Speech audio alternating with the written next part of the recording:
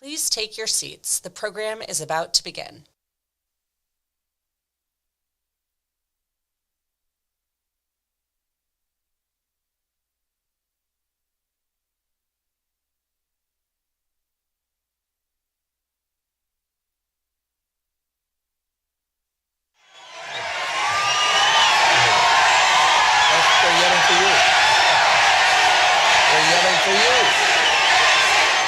It is the 100th anniversary of Nancy Reagan's birthday.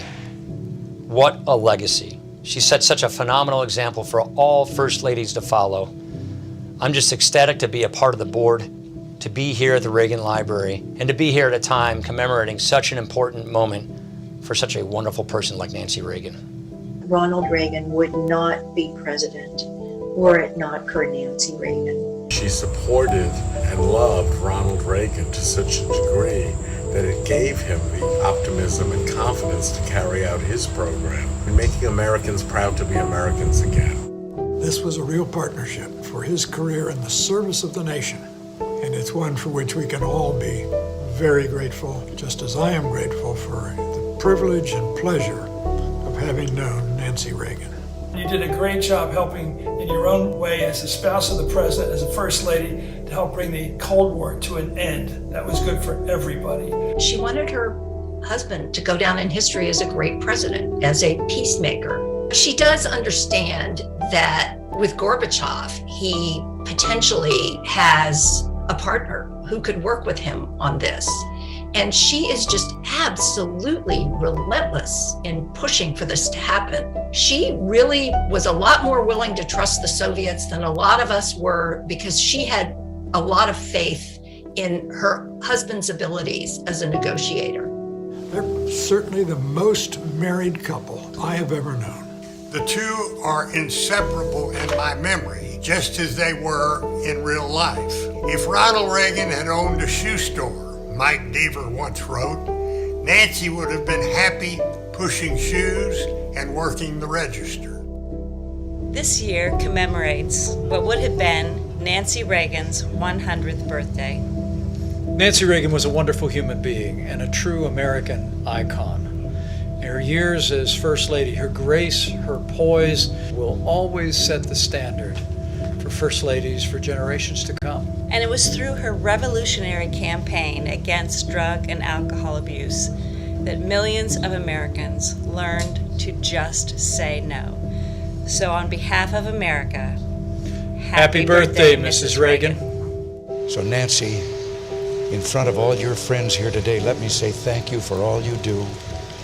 Thank you for your love. And thank you for just being you.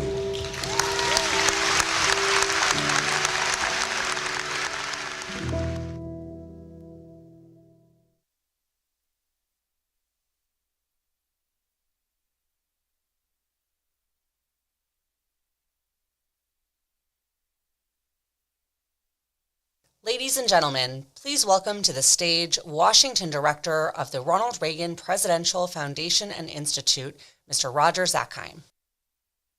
Good afternoon, everybody. Thank you. As you just heard, I'm Roger Zakheim. I'm Director of the Reagan Institute.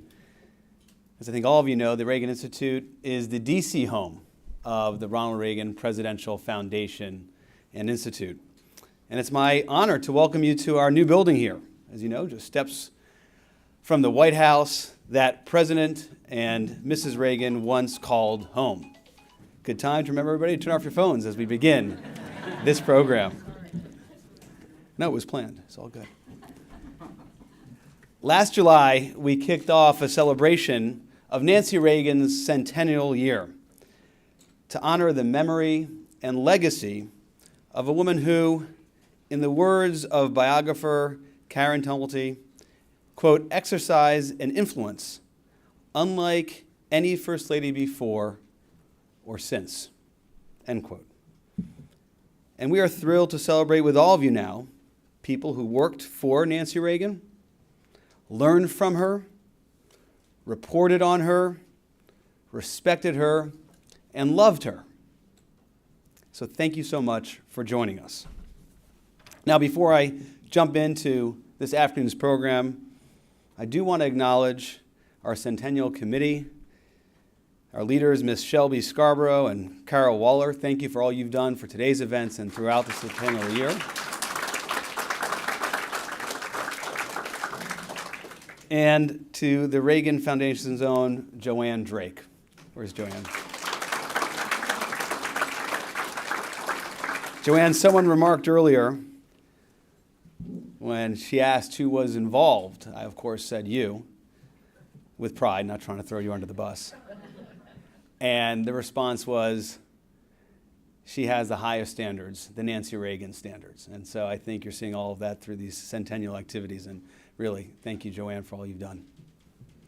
This afternoon, we will hear from those who understand Nancy Reagan's enduring legacy best, how she helped shape the direction of the nation and the world alongside President Reagan. But we also want to hear from you. What do you remember? What moments do you see or share that you can add to this rich history? So here's the ask. We have a room reserved here today to capture your stories on video. We hope you'll speak with Melissa Giller or any staff member here today so that we can get you on video today as part of our Reagan retrospective series. The short videos are firsthand accounts from people who worked for President and Mrs. Reagan that capture their true character. Only you can help us record this history. And as you experience this new state-of-the-art facility, know that we would not be here without Nancy Reagan's drive and vision. She, of course, steered the Reagan Foundation from its earliest days. But about a decade ago, I am told, as she watched the way policy was shifting in our nation's capital, she got the Reagan Foundation's board behind an effort to bring her husband's name back to Washington, D.C. She knew that upholding a legacy as transformational as the Reagans required more than a presidential library and a museum that simply celebrated the past. It required an active and visible role in the debates about the future. Building this institute became the final goal for the Reagan Foundation. It was her final goal for the foundation. We hope that she would be proud of what we've accomplished through our board's leadership, particularly that of our chairman, Fred Ryan, who will be joining us soon as part of today's program. As former Chief of Staff and Secretary James Baker has put it, Nancy Reagan was the guardian of the Reagan presidency. Later in life, as she helped this institute, she became our guardian too. I like to think she would be wonderfully satisfied knowing that this institute now stands guard just yards from the White House as a visible reminder of the principles that power great presidencies. Through the years, many historians have asked, why? Why did she do it all? Well, Mrs. Reagan answered that question herself once, speaking to another biographer, Bob Colacello, who said, quote, "Don't say I was tough." This is what Nancy Reagan told him. "Say I was strong. But everything I did for Ronnie. I did for love. Remember," she said, "the most important word is love." For her love for Ronnie, for her love of country, for her love of all of us, and for the love that built this foundation and institute, we have been honoring her over this past year. Next month, we will unveil a new statue of her at the library in Simi Valley. We'll conclude the centennial year with a grand celebration on July 6th, and we may even have a surprise or two before then. More to come. But to set the stage for today, we are excited to have a truly special guest, Jim Rosebush. Jim was Nancy Reagan's longest-serving Chief of Staff. Today, he serves as the founder and CEO of Growth Strategy, Inc. So, ladies and gentlemen, to paint the picture of our iconic First Lady as only he can, please welcome Mr. Jim Rosebush.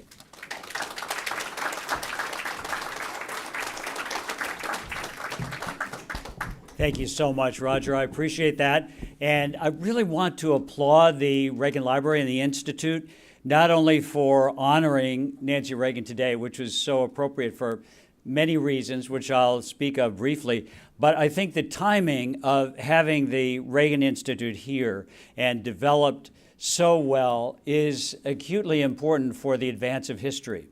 We see in the world today an acute need for examples of and the demonstration of leadership. In every part of the world, we have countries, corporations, all kinds of organizations that are really looking for not only examples of great leadership, but models of how we can really bring back the authentic, belief-centered leadership that the world so desperately needs. So to me, Roger, I think the role that you have here is a great one, a deep one, a broad one, and I hope and I pray that you'll be able to expand it even to greater lengths and affect more and more people, because there is a call for what you're doing right now. So thank you so much. And then on the lighter side of things, when we came into the Institute today, they welcomed us into a small room back, which some of you may see later, which contains the red flowered furniture that Nancy Reagan brought from Pacific Palisades into the upstairs family quarters of the White House. And I'll have to say, I had a jolt of memory sitting on that furniture a lot. And I'm going to speak about that in my remarks in a couple of minutes. But it was remarkable to see that. And as I understand, John Rogers bought that out of the auction after Nancy Reagan passed away and brought it to the Reagan Institute. So it's very interesting to see. It's still in good condition. So, because she would always admonish you when you sat down, now be careful, I don't want anything to happen to this furniture. But it was a part of the iconic home that Nancy Reagan created for the president, because she knew how important that was for him to feel at home in the White House as much as he had in their home in Pacific Palisades. Before I go on any further, though, I would like everyone who served on Nancy Reagan's team to stand up and to be recognized for a minute. Would you do that?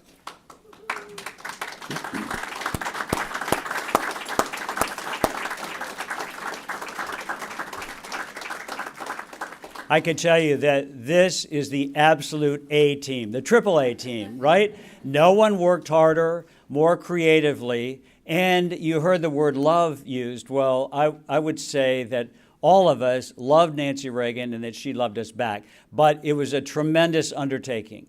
Every day that she had to be out pursuing her role in a leader for our country in what she did. So thank you also to the Nancy Reagan team for being a part of this today. I wanted to talk a little bit about, while it's absolutely true that Ronald and Nancy Reagan had an unusual and strong partnership and devotion to each other in their marriage, I think it's important to view Nancy Reagan as a woman leader, a leader in her own right. And that's what I really want to focus on in these very brief remarks that I wanted to share with you. Because Nancy Reagan was a valuable asset. She was an iconic leader. She contributed in substantial ways to the progress and growth of our country, and especially as addressing a problem as deep and broad and as catastrophic as drug abuse was. She wanted to take on a cause that was going to have an impact, and she certainly did when she addressed drug abuse. There's no question about it.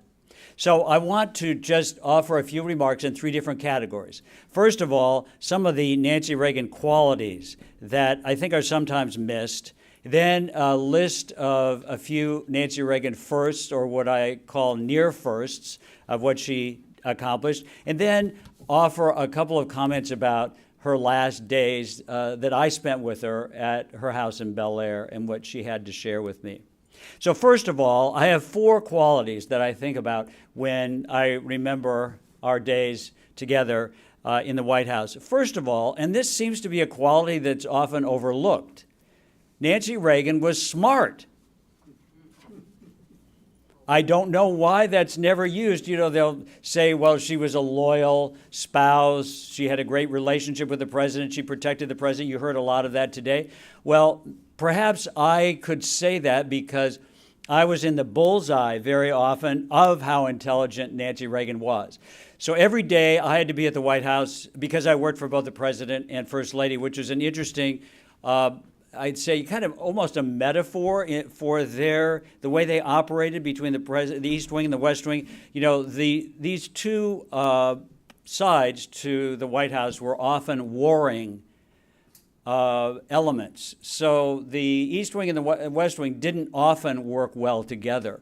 But because we had a couple in the White House who did work well together, I think it was incredibly important that for the first time in history, I was a commissioned officer to both the President and First Lady. It worked very well because on the President's staff, I represented the East Wing's interest and vice versa. So I think that was productive. But I can tell you that every morning at 7 o'clock, we had a senior staff meeting in the West Wing.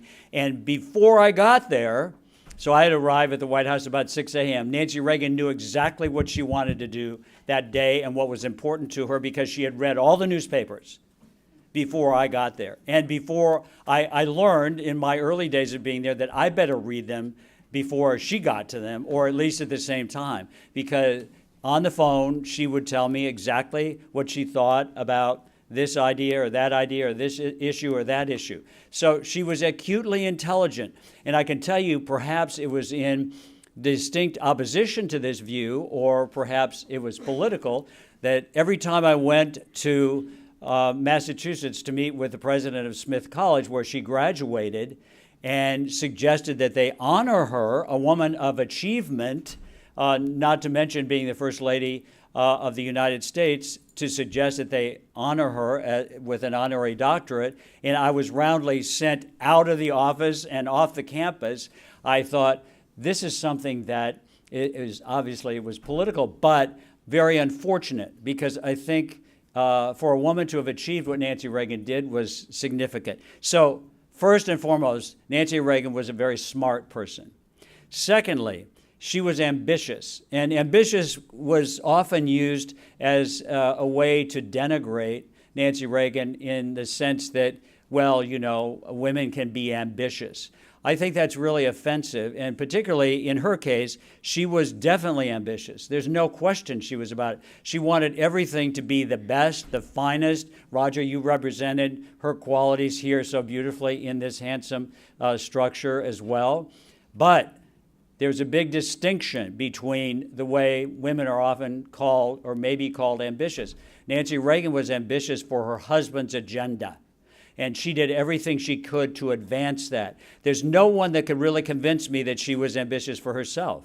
She didn't have a particular end game. She didn't imagine herself being in an appointive or elected position after she was in the White House. She was only there and ambitious for her husband because she wanted to see him achieve what she thought he could and needed to do because the world was calling for it. So I think that's another distinction as well. Number three, and this is, I think, critically important, it was to her. She refused to see herself in an elected capacity. She refused. The times that we went and really begged her to testify in Congress about drugs or other issues, she would send me right back to my office. So we wanted her to be represented, her viewpoint, with the Congress and with agencies as well. We wanted her to ask different cabinet officials to help her with the drug abuse program.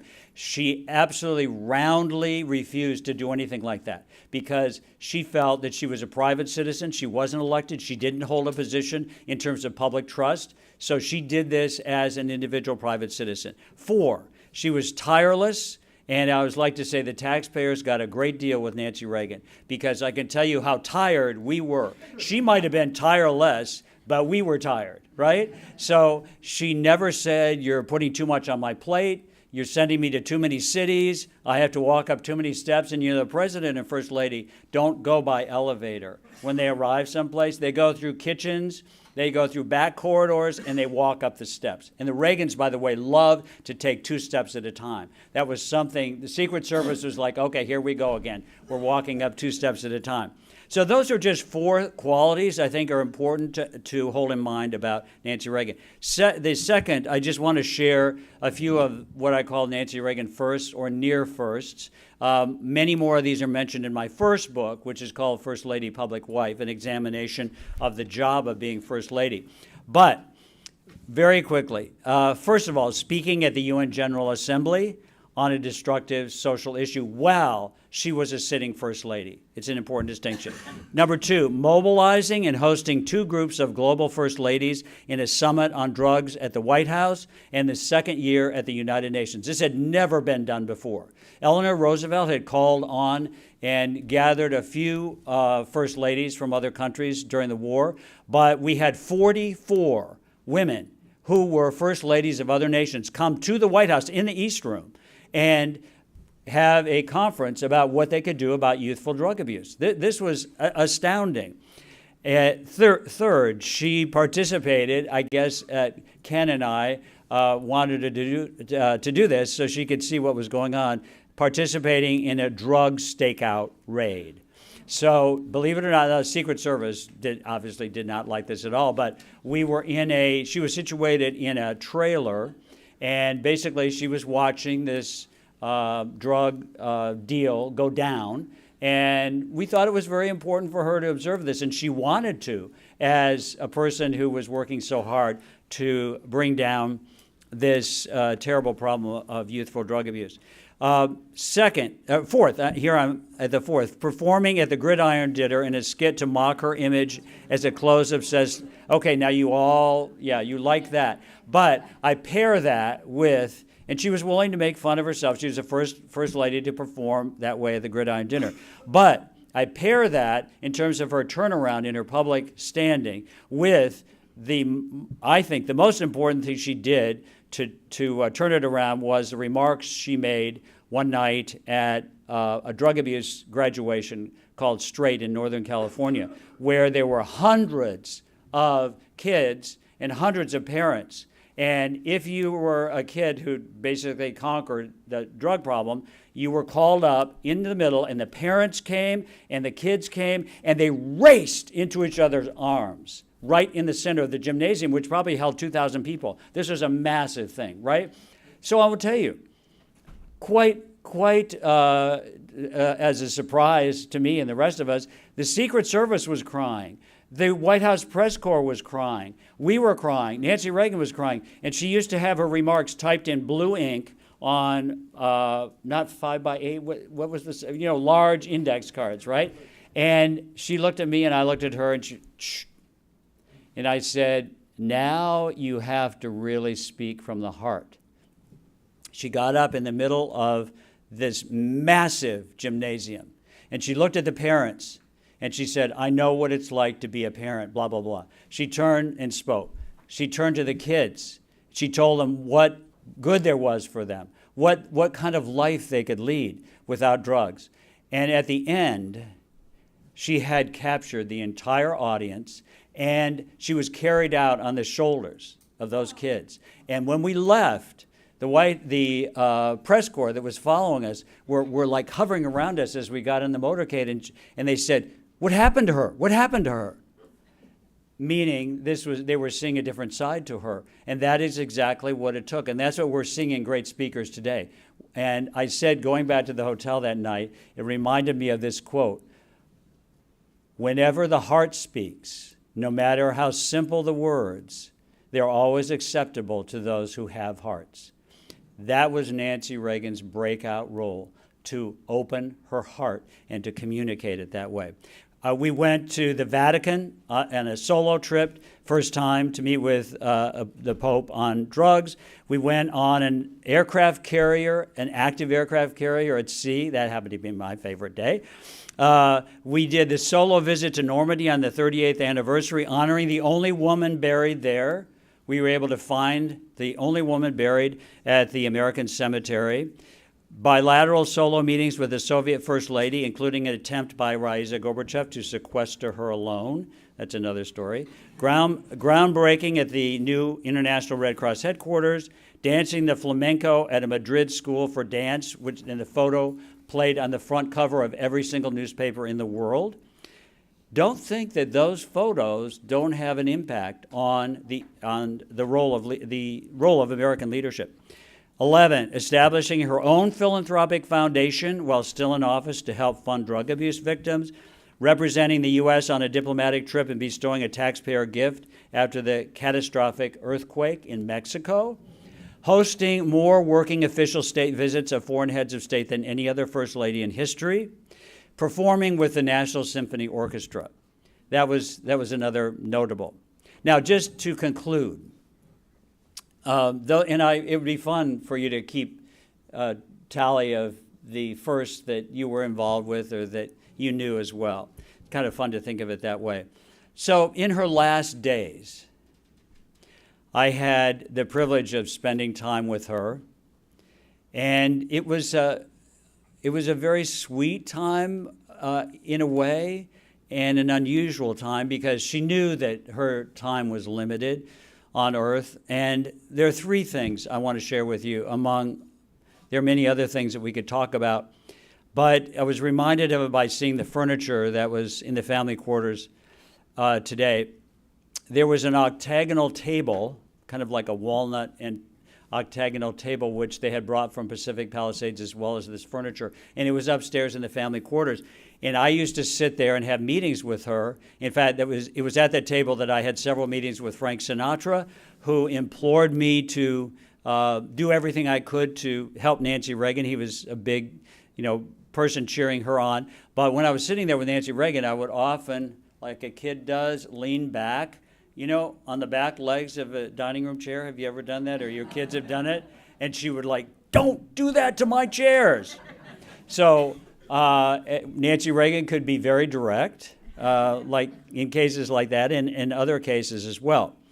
But here's what she told me on those last few visits I had with her. We sat at that table, and she in her wheelchair, and I was sitting, and believe me, I was not leaning back on the rear legs of the chair. But we sat at that table, and she was kind of patting the table, the way she would do. And she said, this is the table where Ronnie got his diagnosis from the doctors at Mayo. And she said, typical of Nancy Reagan, and don't forget this, that it was in August of 1974. That's something that's been extremely useful to me when so often, even today, I'm asked about the president's condition during his years in the White House, if he had it, etc. That was a very important reminder that she gave me at the time. So then I asked her, well, how did the president take it? And she said, the way Ronnie did everything, with optimism. Can you imagine getting a death sentence like that and being optimistic? That was the depth of Ronald Reagan's optimism for his country and for himself. Secondly, I was reading a copy of my book, which had come out, True Reagan. I was reading excerpts to her, and I got to the point where I had shared a story in my book about Ronald Reagan singing his favorite hymns to me. Because we had been asked from the correspondence unit, they sent me this question. Does Ronald Reagan have any favorite hymns? So, of course, I had to ask him. So we were up in the family quarters, and I said, Mr. President, we received this question. Do you have any favorite hymns? Oh, yes. And then he started singing them to me. So I went back to my office at the time, and I realized his favorite hymn was also my father's favorite hymn. It's called In the Garden. And to me, it was a complete example of what Ronald Reagan believed, and not only religiously believed, but how he saw his life, because it has this stanza, and he walked with me, and he talked with me, and he told me I am his own. That you could sum up in Ronald Reagan's belief system about himself and his place in the world. So Nancy Reagan, when she said to me, well, what was his favorite hymn, I was a little provoked, because I thought certainly as close as they were, she would know what it was. So I sat there for a few minutes, and I started singing it to her. And by the third stanza, she was singing the whole thing with me. that meant a whole lot to me, and it also explained a lot about their relationship and also some of the nuances of Nancy Reagan's character.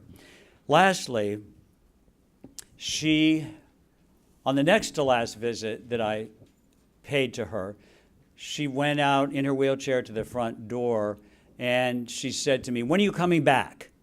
In that kind of demanding way that she could speak. "When are you coming back?" And I said, I don't really know, because I was going to LA only when my clients asked me to go to LA. And I said, "Well, I don't know." And she said, "Well, find out. You need to come back soon."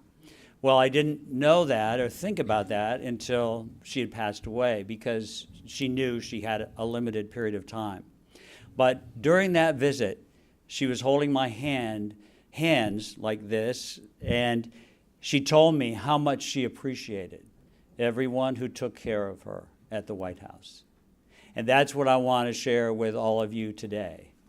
Her message of gratitude and appreciation for all this extraordinary troop of individuals who devoted their life to supporting this woman who set an example in so many categories of leadership and contributed to the American ideal, the American story, and to the history of our country. Thank you all so much.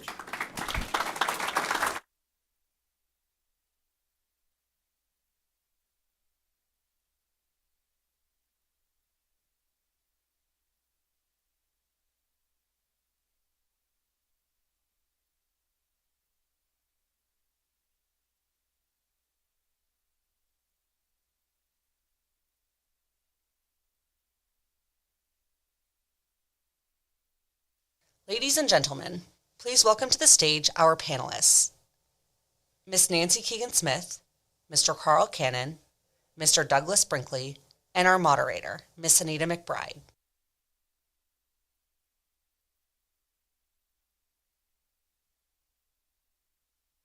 Well, this is terrific. Hi, panelists. Hey. Hi. Hello. Everyone.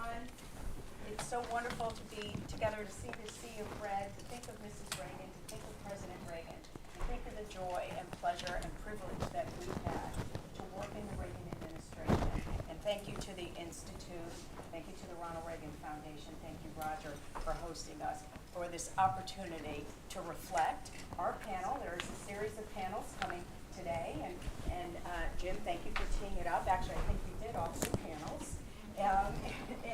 But we're going to try and fill in some anecdotes here to capitalize on what Jim said about just how smart Mrs. Reagan was. Her ambitions were for her husband and her husband's legacy and the role that she knew he played in the country and for the world. So our focus will be on the legacy. We have a wonderful panel for them introduced. And our job is to try and provide a framework of what it's like to serve as a First Lady, what the role entails, the complications, what's expected of them, what they've accomplished, how it's viewed, both in their time in office and then also when they leave. And that's the title of our panel, is the legacy of First Lady Mrs. Reagan. Oh, do our microphones not work? Did you get any of that? Did you hear any of that? Okay, good, because I thought it was pretty good in teeing stuff up. And I've got such a great panel. I don't want to be overshadowed by everyone. But I'd like to start with you, Nancy, on my far right. And first of all, Nancy and I are co-founders of a new association that studies First Ladies Association for Research and Education, and Nancy's role in the archives, and of course working with the Reagans in establishing their library. I wanted to ask you, Mrs. Reagan, she had a rough start. We're going to launch right into her years as First Lady. Can you talk about the environment that she faced when she came in to the White House? I can. First, I would like to say thank you to the Ronald Reagan Presidential Foundation and Institute for hosting us today and for celebrating Nancy Reagan. Mrs. Reagan had a terrible first year, and it was a variety of things. Certainly, the attempted assassination of her husband made her much more cautious she was already a cautious woman. The media seemed to hit her on everything she tried to do, whether it was White House Restoration China, her dresses, a lot of things the previous First Ladies had gotten compliments for, she was getting criticized for. And I think there's a very telling comment that Katharine Graham, the then owner of the Washington Post, told her years later. And Katharine was definitely a liberal Democrat. And she came to her defense pointing out that the most scorching articles about her had been written by younger women who were caught up in the feminist movement. They just couldn't identify who you were. They couldn't you represented everything they were rebelling against. So I think that is one ingredient when you think about it. A lot of the very negative articles were by women. Unfortunately, women often criticize women. And they had a model. The First Lady sometimes is called the mirror of society or the leader of society. She really wanted to be Nancy Reagan and be her own leader. And she wasn't fitting into the societal model, and I think that had a lot to do with it. She herself said, but I found out the hard way that nothing prepares you for being First Lady. So she was surprised because she had come from California from 8 years as a First Lady. She'd been in public life. She'd been in Hollywood. She hadn't been in Washington, and those of us that live in Washington, Washington society is very different from the California world. And Helen Thomas, a longtime AP reporter, told her, you will have UPI, sorry, Carl, told her, you will have no privacy. And Nancy Reagan, naively, she said later on in her memoir, thought Helen was wrong. But she found out there was no part of her life that she really did have any privacy. But let's look at it just real quick. She was criticized for White House restoration, even though she wanted the White House to be a showplace. The designer clothes she wore, even though she was borrowing them and she looked beautiful in them, and there were other fashion icons as First Ladies that were complimented on what they wore. The new China set, which was purchased by a private foundation, and even amazingly to me, she was criticized for her marriage with Ronald Reagan because nobody thought they could be that adoring and close to each other, so it must ergo be a fake facade. So who was she defended by? She was defended by women like Katharine Graham, and I'm just going to say this very quickly. On the White House China, Margaret Truman said, I think it's too bad about this hassle over her doing something she should have done. It's really ridiculous. As for mixing up place settings, all I can say is it looks just awful. When the President and First Lady have a state dinner, the china should match.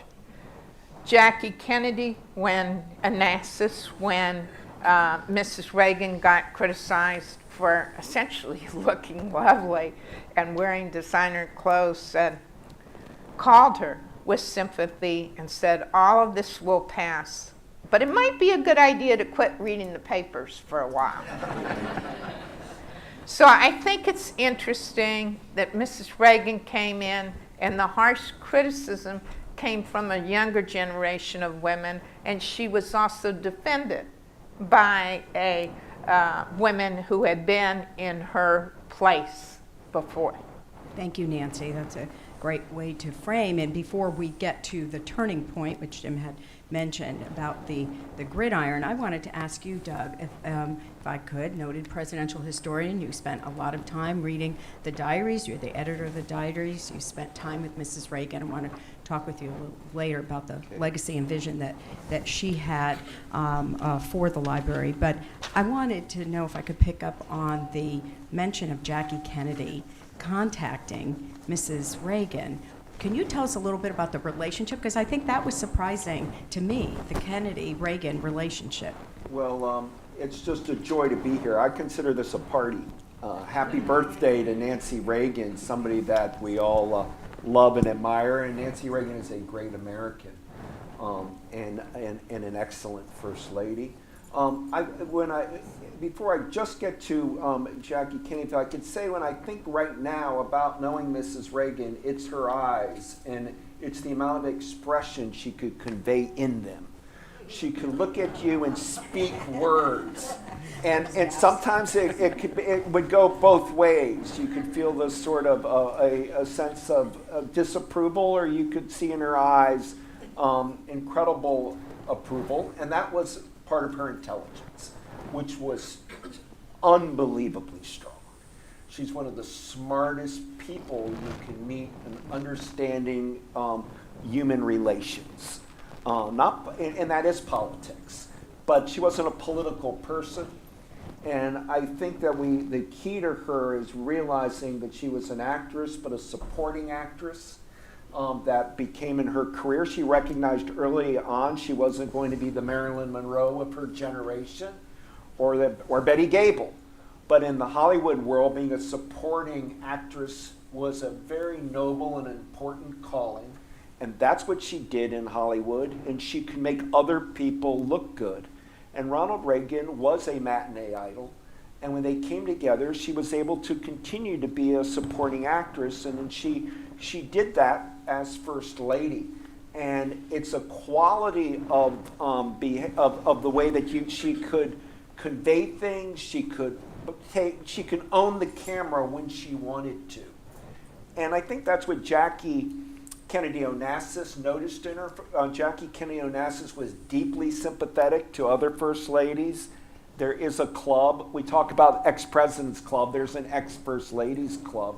But I think she truly admired Jackie Kennedy, the way that Nancy Reagan comported herself, the way that she was able to defend her husband, the way that she was following up on the restoration efforts that Jackie Kennedy had done with the White House, and the fact of how hard it was to raise children in a modern political context with TV and tabloids.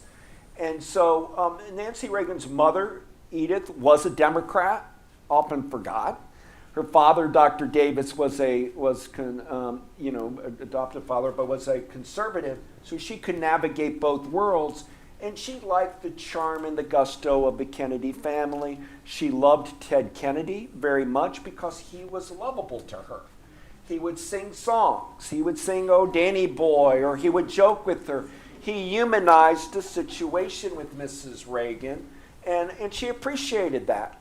And it's already deep political history how Ronald Reagan would, as a conservative, worked across the aisle with Tip O'Neill, Ted Kennedy, and the rest.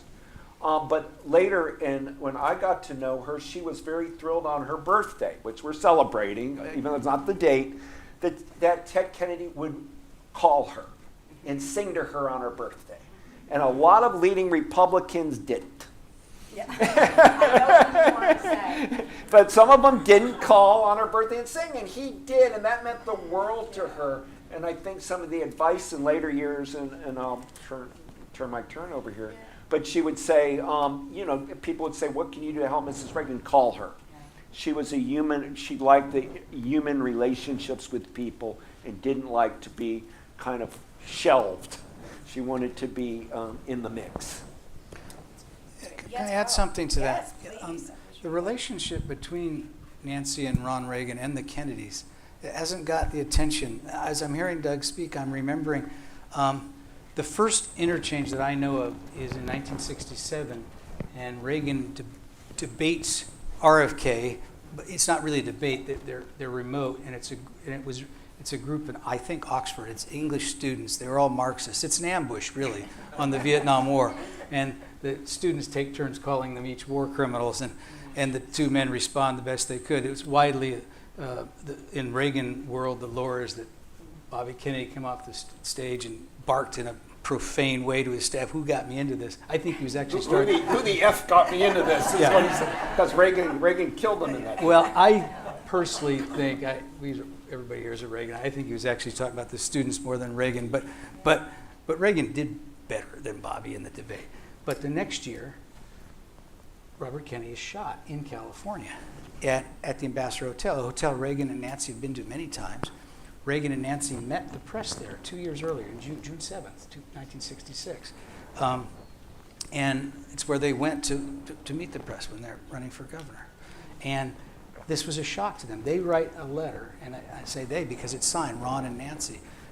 While Bobby's wounded, he's grievously wounded, it's not known he's going to die, they send a telegram to Ethel Kennedy and say, there's little you can say at this time, but we want you to know anything we can do. We're thinking of you, anything we can do. And then they add this postscript, and they offer the services of Dr. Davis, Loyal Davis. Now that has to come from Nancy. So I think my own guess is from that point forward, there's this bond. Ronald Reagan gives this medal to Jimmy Carter, to Kennedy that Jimmy Carter wouldn't give, a presidential medal. They invite Rose Kennedy to the White House in 1985. Ronald and Nancy raise money for the Kennedy Library. They do these things. There is a connection between these two political families. And it's not understood. So I think that's part of it as well. Yeah, no, I think that's terrific. Exactly. I wanted you to add that. I also, in the research for doing this panel, Carol Waller had brought to me that in 1976, when President Reagan was running for president the first time, that she attended an event, a luncheon in Palm Beach, and that Rose Kennedy attended and said, and Mrs. Reagan was told about it and went over to say hello to her because Mrs. Kennedy, Rose Kennedy, said, "I heard you were very nice and I wanted to meet you." So it was interesting, the long history. And then, as you said, to the having John Kennedy Jr. and Caroline Kennedy go to the Oval Office to meet with President Reagan and ask his help in raising money for the Father's Library. I think that was really important to know, and I didn't know any of that before the Irish this panel. sensibility. Yeah. So, Nancy, if I can go back to you and just say, let's talk about, okay, we talked about the tough year. 1982 happens, things start to turn, the gridiron. Can you tell us a little bit about that? And I think we have some photos to show. I will, and I will start out with a quote from Mrs. Reagan. She said, quote, "It isn't often in life that one is lucky enough to enjoy a second beginning. But during one 5-minute period in the spring of 1982, I was able to make a fresh start with the Washington Press Corps." How did she do it? She was invited to the Gridiron Dinner, which is a very inward group. It's a small select club of journalists. Every spring they hold a white tie dinner for 600 people, including members of Congress, the cabinet, Supreme Court justices, publishers, and other high-level people. After her terrible year in the press, Mrs. Reagan had her press secretary, Sheila Tate, had the idea of Mrs. Reagan's making a surprise appearance. Tate found out that the club was going to do a parody on Mrs. Reagan's interest in clothes and China and White House restoration to the tune of Secondhand Rose. So Sheila suggested that Mrs. Reagan would appear, and the Gridiron agreed. And then secretly, never telling the Gridiron, she works with Nancy Reagan and a speechwriter for a week to the tune of Secondhand Rose. They create a song. And President Reagan does not know anything about this. And so everyone I think it was March 27th, but everyone in the audience was unprepared when a petite woman stepped out in a bag lady costume. and sang to a standing ovation. And I don't know, are we going to play it? Because it's so neat. Hold it, Colonel. Could I see that score, please? I have a few corrections, please. I'm wearing second-hand clothes. Second-hand clothes. They're quite the style in spring fashion shows. Even my true trench coat with fur collar, Ronnie bought for 10 cents on the dollar. Second-hand gowns and old hand-me-downs.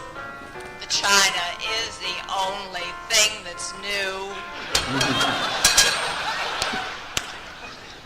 Even though they told me I'm no longer queen, did Ronnie have to buy me that new sewing machine? Second-hand clothes, I'm wearing second-hand clothes. I sure hope Ed Meese sews.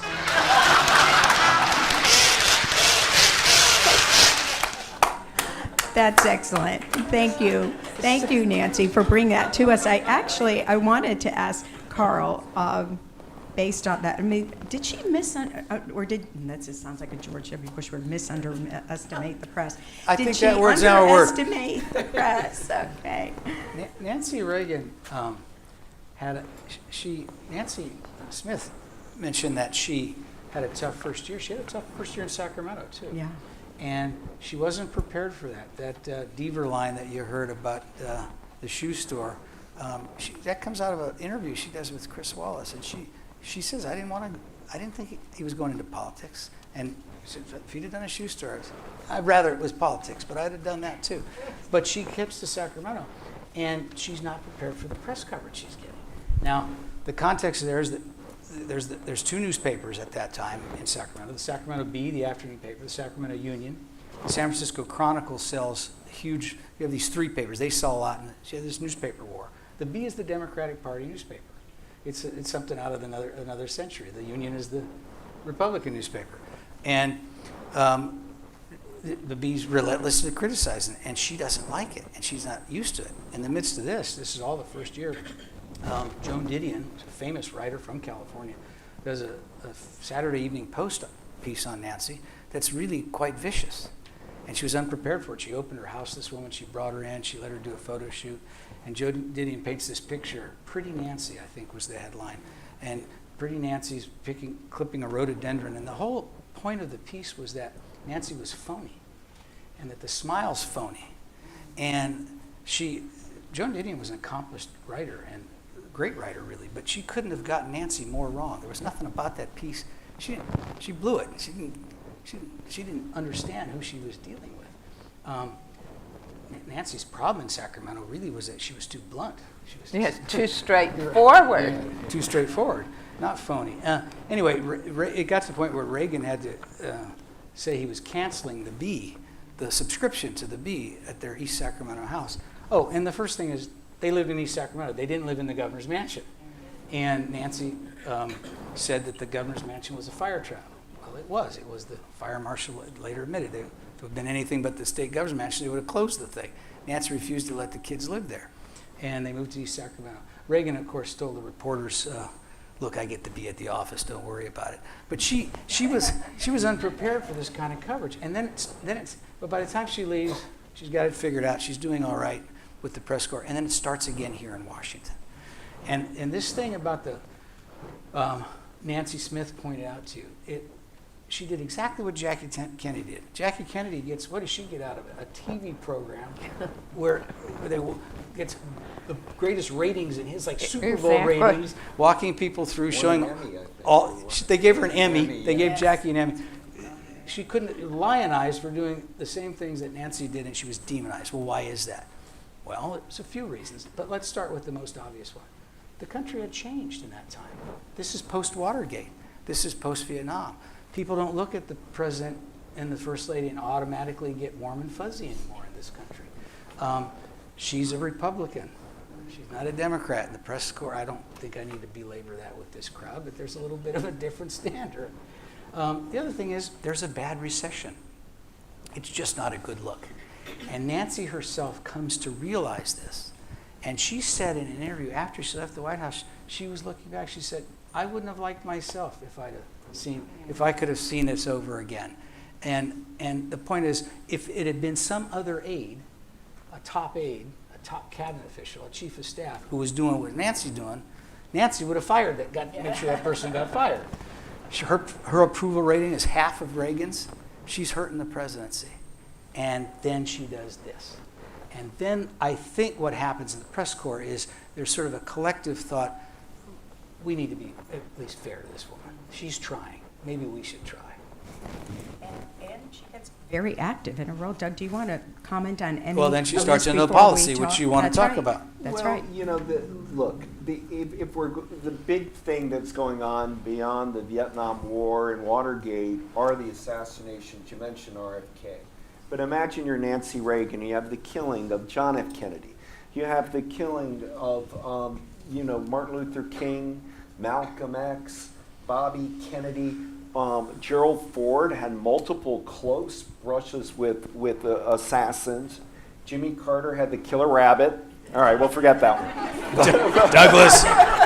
Come on, Professor. But no, I mean, so the key to me when I do Reagan studies is the attempted assassination here in Washington when the person you love is shot and you're having to go, as she would say, to an emergency room. I never thought I'd be there with my husband, and he's on a gurney and gives the famous line to her that honey, I forgot to duck, an old Jack Dempsey boxing line, press like that. But at that point on, she had to really be a protector of him, not just from assassins lurking, but from the very health concerns that he had. You know, he almost perished, Ronald Reagan, and it was a slow recovery.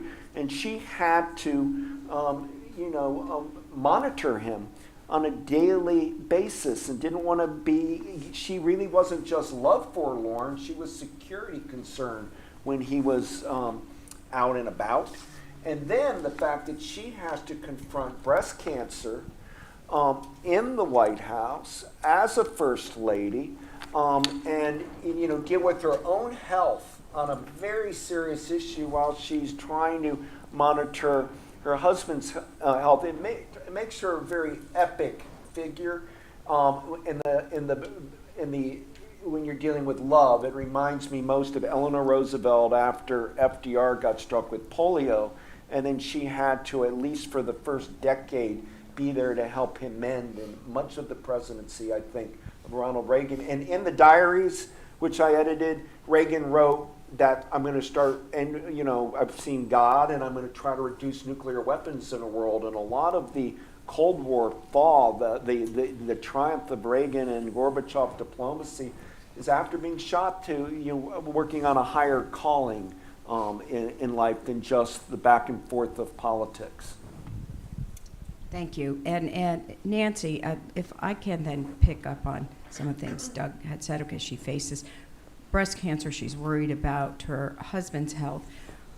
But even aside from all that, as Jim said, she was constantly busy and had the staff running in many directions to focus on projects she cared about. POWs was one of them that she brought from California. I wonder if you can touch on that, and then I'd like to talk about the foster grandparents program. Carl, I know you know some about that as well, and then the Just Say No program.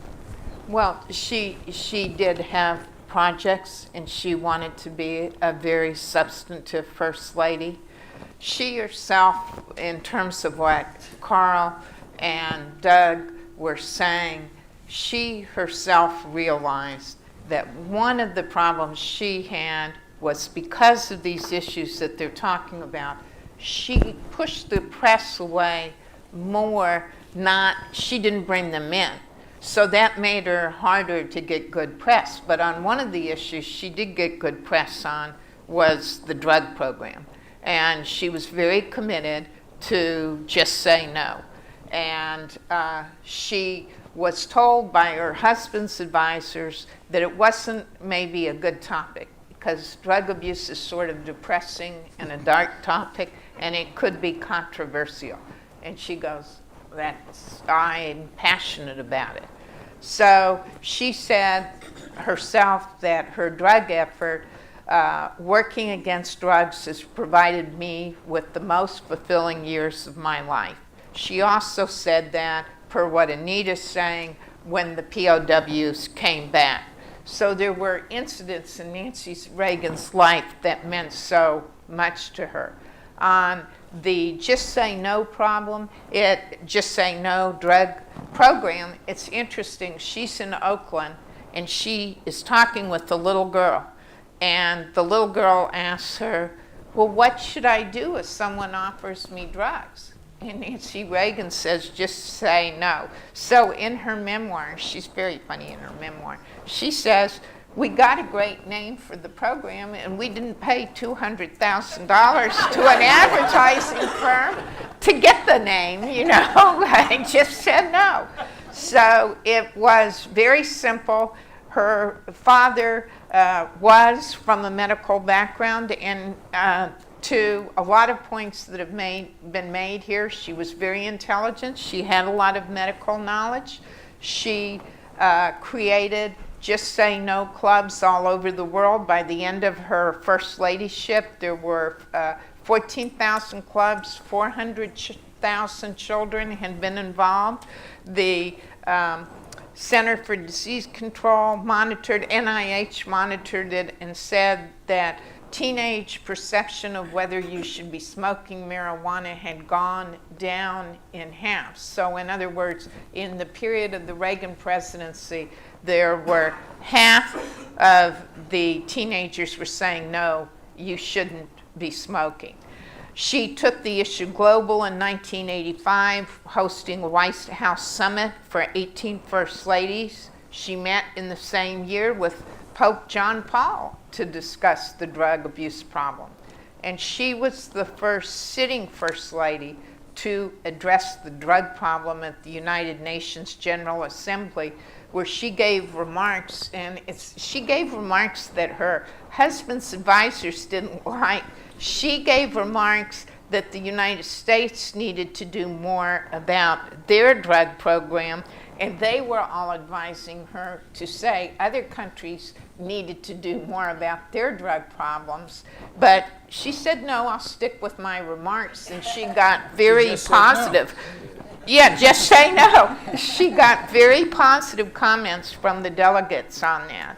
And then finally, Joe Califano, who had been a special assistant to President Johnson, Carter's Secretary of Health, Education, and Welfare, said her program was great because it had a simple and clear message on what kids and parents should do. So she showed her effectiveness and her pragmatism, which we're going to come back to. And stayed focused on it her entire time as First Lady. Do you want to talk about that and I foster grandparents? One thing to this is, because this drug thing is important, she got criticized.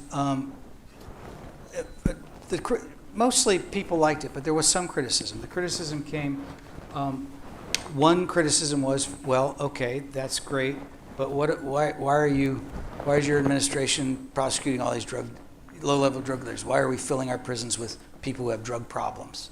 Now this was, Richard Nixon declared a war on drugs. This was unabated. Congress, mostly run by Democrats, made these mandatory minimums, did all these things. These were laws. Jimmy Carter, Nixon, Reagan, he continued these policies. And we didn't really get away from it. But what Nancy Reagan was doing was saying, okay, but there's the demand side. And this comes out of the DARE program in Los Angeles, LAPD, which is where she came across it when she was First Lady in California. And she realized that this is a problem, the demand problem. You're never just going to, can't solely be a law enforcement problem. You're never going to be able to do it that way. And so when she went to the UN, she said something that no ranking American officials just didn't say. Our insatiable demand for drugs in this country is causing these problems, helping to destabilize your countries. And she took this on, and I think it was a sophisticated understanding of the problem. she said we shouldn't give any quarter to international drug dealers. But let's be honest about where this problem starts. So that to me was a watershed. Yeah. And the critics were coming out of the 60s and 70s were sex, drugs, and rock and roll. I mean, Rolling Stone magazine's created in 1967, so they would mock Nancy Reagan's Just Say No. Who didn't mock Nancy Reagan's Just Say No were parents who lost a loved one from drug overdoses. And that was, gave her fortitude, the letters and the mail that she received on thank you for bringing awareness. I have a kid who's dealing with drugs. And look at the opioid crisis of today and fentanyl today, So, it was important, what she did. As for the press, all presidents have problems with the press to one degree or other. All first ladies, you want to ask Michelle Obama if she loves the press? You want to ask Rosalind Carter if she loves? I mean, it gets tedious after a while. What's unique about Nancy Reagan is here's her nemesis, and I'm excited to hear Ann Compton. It's so wonderful that she's here today. But to have, Sam Donaldson was seen as the villain of the Reagan years of pointing, and yet Nancy Reagan later became great. I mean, seriously, great friends with Sam Donaldson, and so she didn't harbor a grudge. It's just she except against Joan Didion. Yeah, but it was just she didn't, I think, enjoy the life in the Washington fishbowl. And I saw a wonderful photo with Mrs. Reagan with George Shultz. And Shultz is the key to the Reagan years because he wasn't looking to get famous in the style section of the Washington Post. He wasn't they'd seen it all. Ronald and Nancy Reagan had met every celebrity in the world in Hollywood. They weren't deeply impressed. I think Mother Teresa and the Pope impressed Ronald Reagan. But what they wanted was a confidence person, and George Shultz provided that. And really, he recently died during the COVID period, and he is one of the great secretaries of state in American history. And the judgment that Nancy had of saying, listen to George Shultz on things, or listen to James Baker on things, tells you all you need to know about her political acumen. And Thank you, Doug. Go ahead, I just want to springboard off of that. Her humor, she loved George Shultz, but she knew he loved beautiful women. And so at the White House dinners, and he loved to dance, she would sit him with a beautiful woman. And so she arranged for him to dance with Ginger Rogers. And she did it enough so much that George Shultz's wife goes to Nancy Reagan and says, now when are you going to start sitting me with handsome men? And that's when Nancy stopped doing it. Well, I think when we get to panel number 3, where the renowned Social Secretary Gail Burt will be on the panel, she might offer some additional anecdotes about Mrs. Reagan's entertaining and the level of detail that she put in every event. This is actually mentioning Secretary Shultz is a great pivot to the diplomacy and global impact of Nancy Reagan, which I know has been illuminated so much more in the last year, of course, with Karen Tumulty's book. But I'd like to ask you, Doug and Carl, if you can comment on this focus on détente with the Soviet Union, apart from what many in the administration did not want the president to do. You go first. Who would like to? Okay. Well, when I edited Reagan's diaries, and also I did a book of notes, and what you see in all of them is his love of democracy writ large, his really belief that people of the world wanted freedom, and that was part of who he truly was. I thought the worst book I've ever read on Reagan was by Edmund Morse, who did a book called Dutch, because he made Ronald Reagan a lot more complicated. Reagan believed a lot of the Main Street values he had learned in Illinois about the local Elks Club and the 4th of July picnic, and he really believed in our American traditions as carved on the walls here of the city on the hill, and so did Mrs. Reagan. And they were a team, and by 1981, Ronald Reagan was getting beat up for saying things about the evil empire, for suggesting strategic defense initiative. He was seen as a hawk who was going to, the weak spot in his resume was that, can you trust Ronald Reagan with nuclear weapons? And yet, he, with Nancy Reagan, ended up the most remarkable team of doing arms reduction, making the world a safer place, as Margaret Thatcher said, with a little bit of hyperbole, but Ronald Reagan ended the Cold War without firing a single shot. She doesn't mention Grenada or Libya. But nevertheless, we get the idea. And when you're going to study the art of crisis management at universities where I teach, or Rice, and I go around, Cuban Missile Crisis is very interesting because of the XCOM tapes.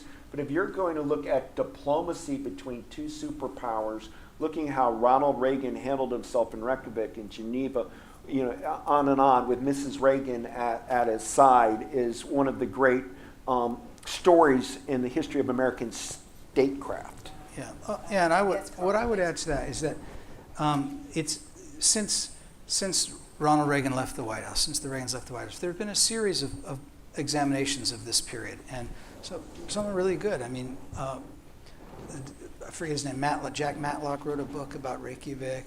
Alita Black wrote a book about Nancy. Karen Tumblety's got this definitive biography. And this picture emerges of Nancy working with George Shultz and against Bill Clark. And she's the one who pushes Reagan to negotiate. But what I want to say about that is she wasn't pushing her husband in a direction he didn't want to go. She was pushing him where she knew he wanted to go and where he'd indicated that his heart was.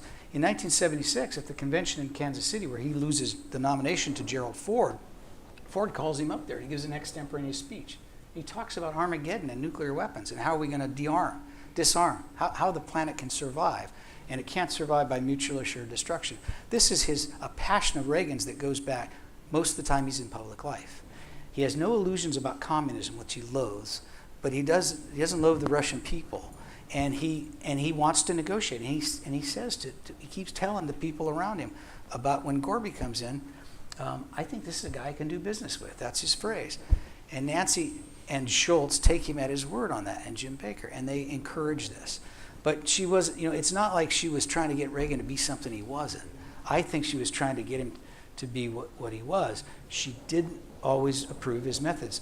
In Karen Tumblety's book, there's something I'd never seen or heard before. My father wrote several books about Reagan, and Lou Cannon's his name.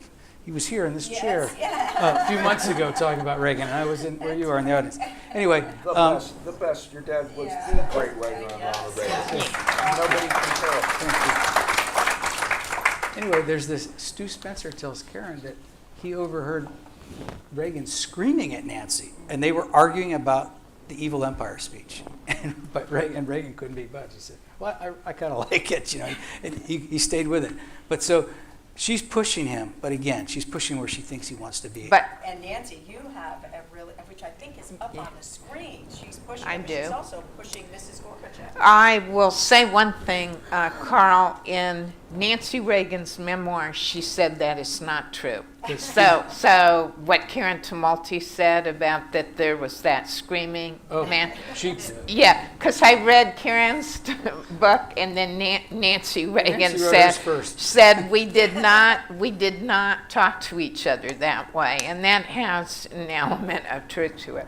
On Nancy Reagan, her view was that, quote, "This world is so dangerous, I felt it was ridiculous for these two heavily armed superpowers to be sitting there and not talking to each other." So she does push Reagan to deal with Gorbachev. Finally, they have a Soviet leader who hasn't died in office because they had a bunch of them that kept dying.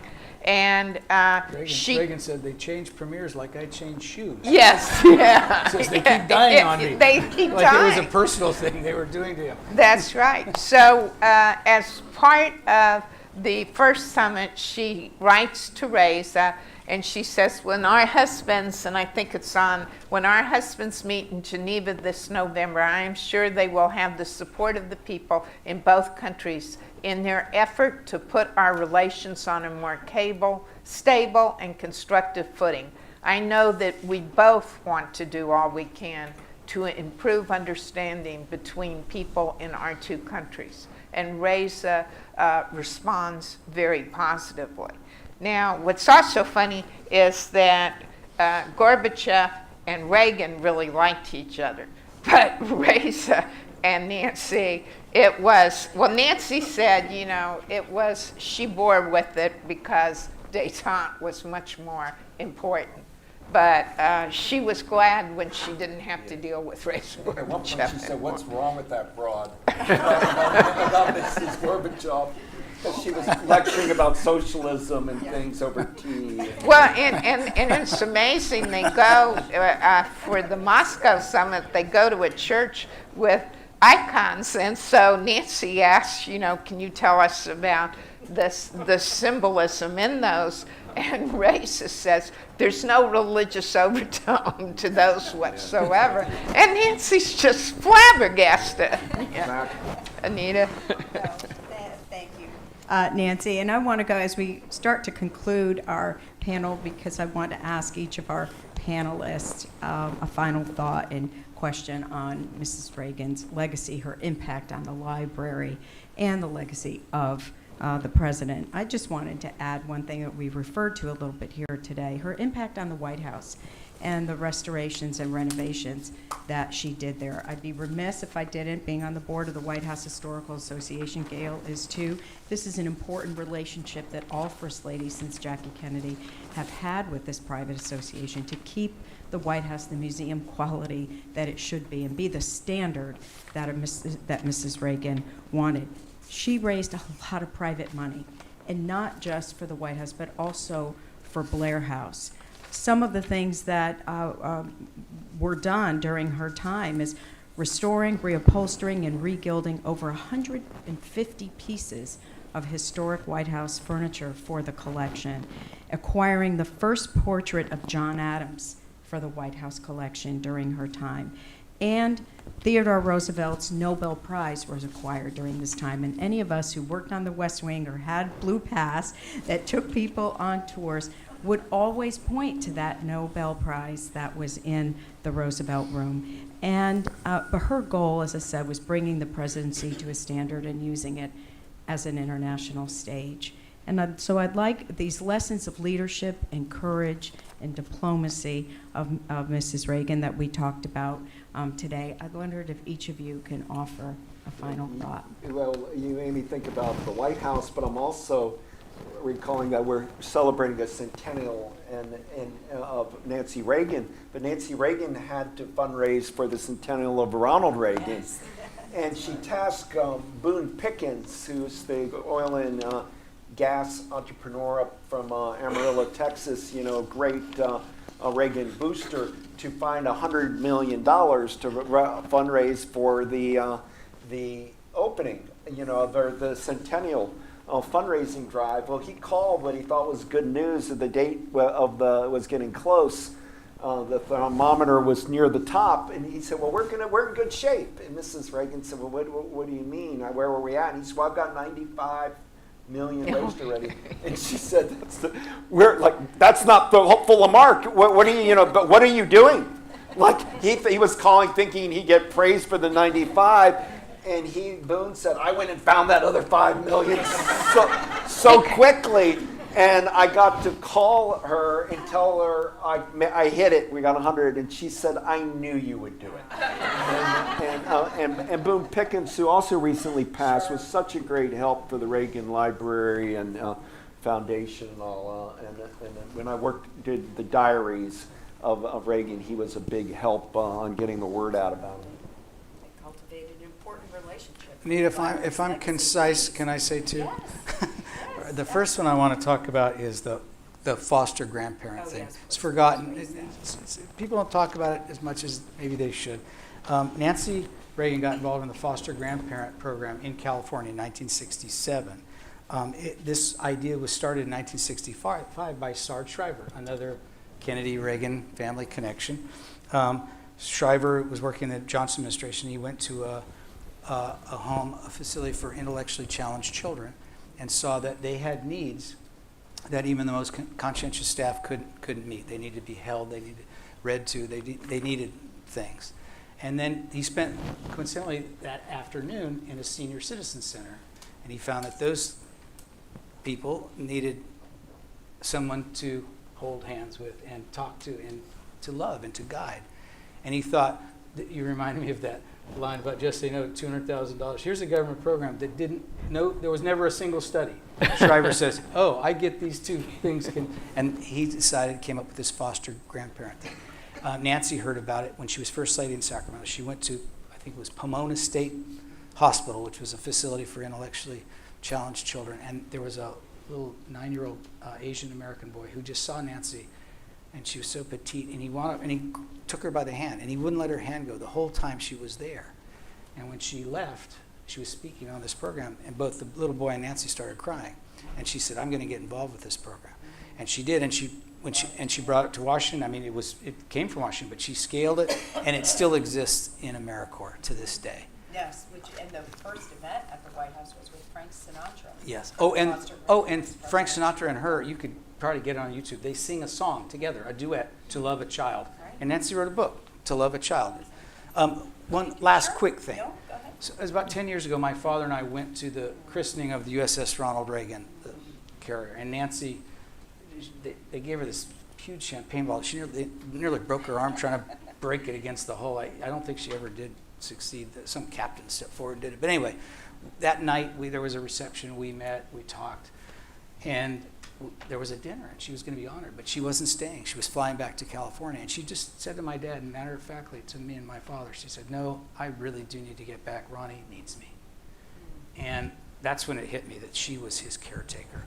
And I think that if there was one last doubter among people who still want to be snarky about Nancy Reagan, how she behaved for years with courage and love and above and beyond caring for her husband, I think she won the country over, if there were any doubters left. Yeah, I don't think there were any. Thank you for sharing that. Nancy, final thoughts? Two final thoughts. One is, it was just touched on, but when she got breast cancer in 1987 and did a mastectomy instead of a lumpectomy, amazingly, she was criticized for that. The most personal decision. But she saved a lot of women's lives by encouraging them to get mammograms. And then finally, from another First Lady, I think there's a very good thought about Nancy Reagan. She was a woman of incredible strength and grace, and she was a passionate advocate for so many important issues. Through the examples she set, both during her time in the White House and beyond, Mrs. Reagan reminded us of the importance of women's leadership at every level of society. And that's from Michelle Obama. I know, it's a wonderful comment. Thank you, Nancy. And Doug, it goes to your point. This is a small club amongst First Ladies. I know from the First Lady I served that the Bushes had Mrs. Reagan stay twice overnight at the White House, hosted her for a lovely luncheon in her honor. It really, these women understand more than anybody else what it's like to do this role and have the person that you love the most, really be challenged and attacked on a daily basis. And they want to do all they can to protect them. Mrs. Reagan was a great partner to the president. She was smart, strong, ambitious, accomplished a great deal. I think we can say on her centennial of her birthday, happy birthday, Mrs. Reagan, your legacy is secure.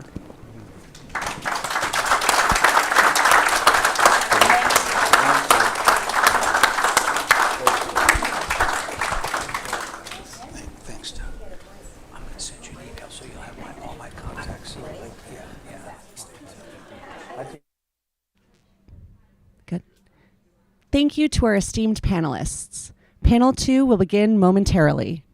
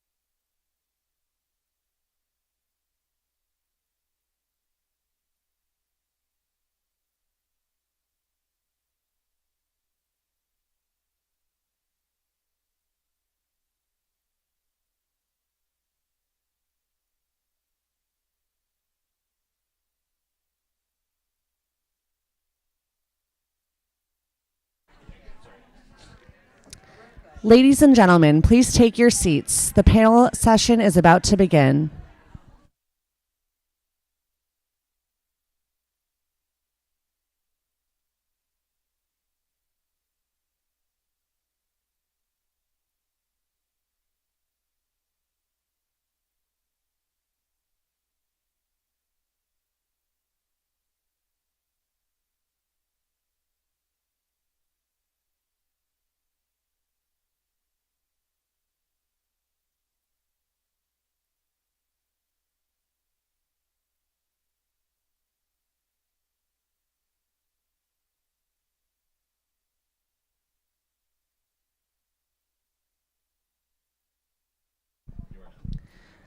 Ladies and gentlemen, please take your seats. The program is about to begin.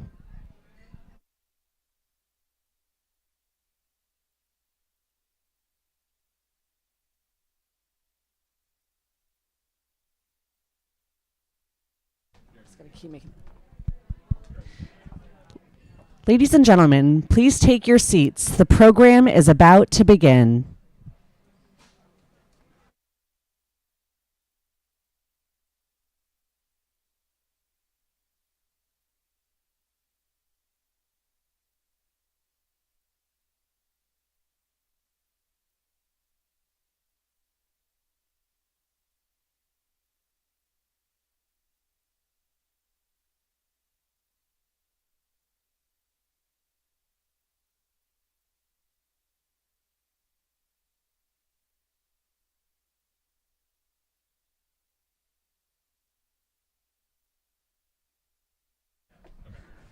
Ladies and gentlemen, please take your seats. The program is about to begin.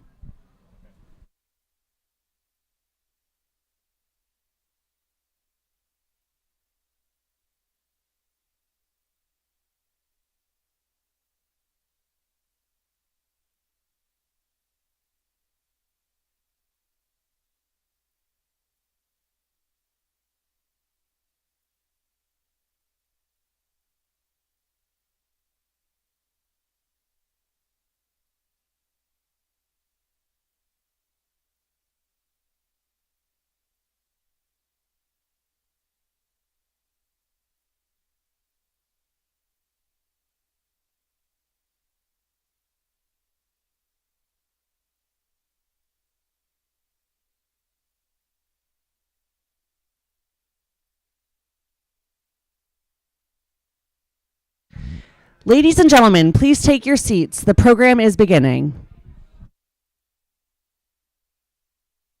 Ladies and gentlemen, please welcome to the stage our panelists, Mr. Pete Souza, Miss Marianne Fackelman, and our moderator, Miss Ann Compton.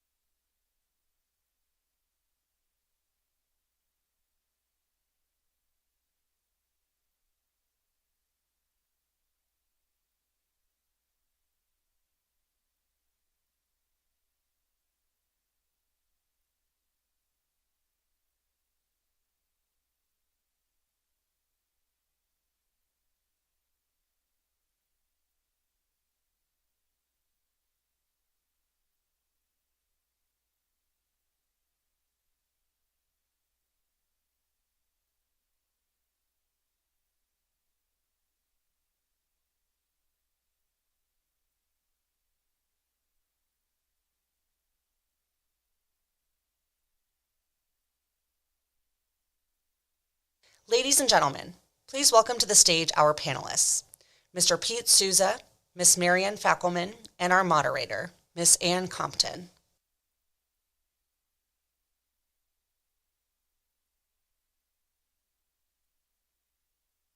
It's my water, don't forget. Oh, okay.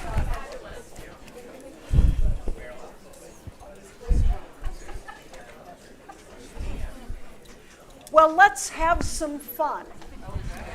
Have you ever seen a first couple, a president or first lady, who seemed more comfortable in front of the camera?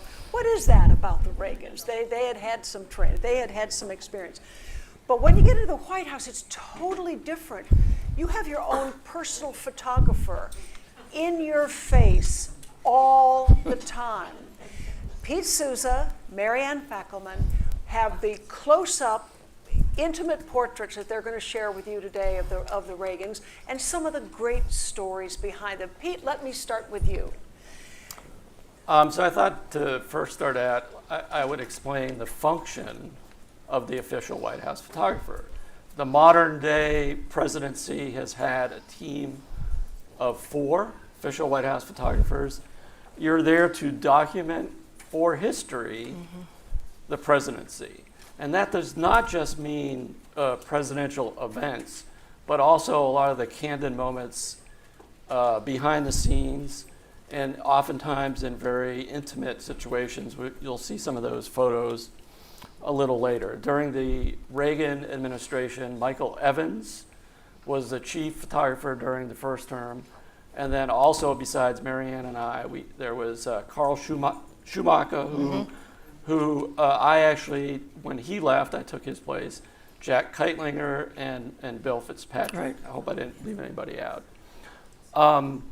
Marianne, in many ways, knows Nancy Reagan probably better than anyone, because she was specifically assigned to the First Lady to document her solo events, whereas my interactions with Mrs. Reagan was when she was with the president.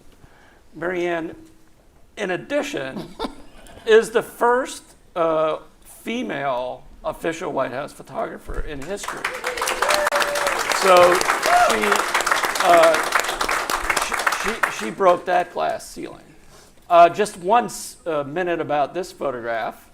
It will show you that we had access to situations that other people didn't.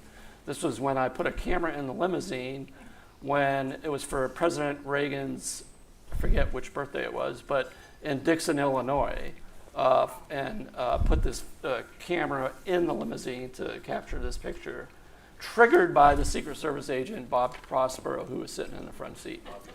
And now I'll turn it over to Marianne. Great, thank you, Pete. So I think we can go to the next picture.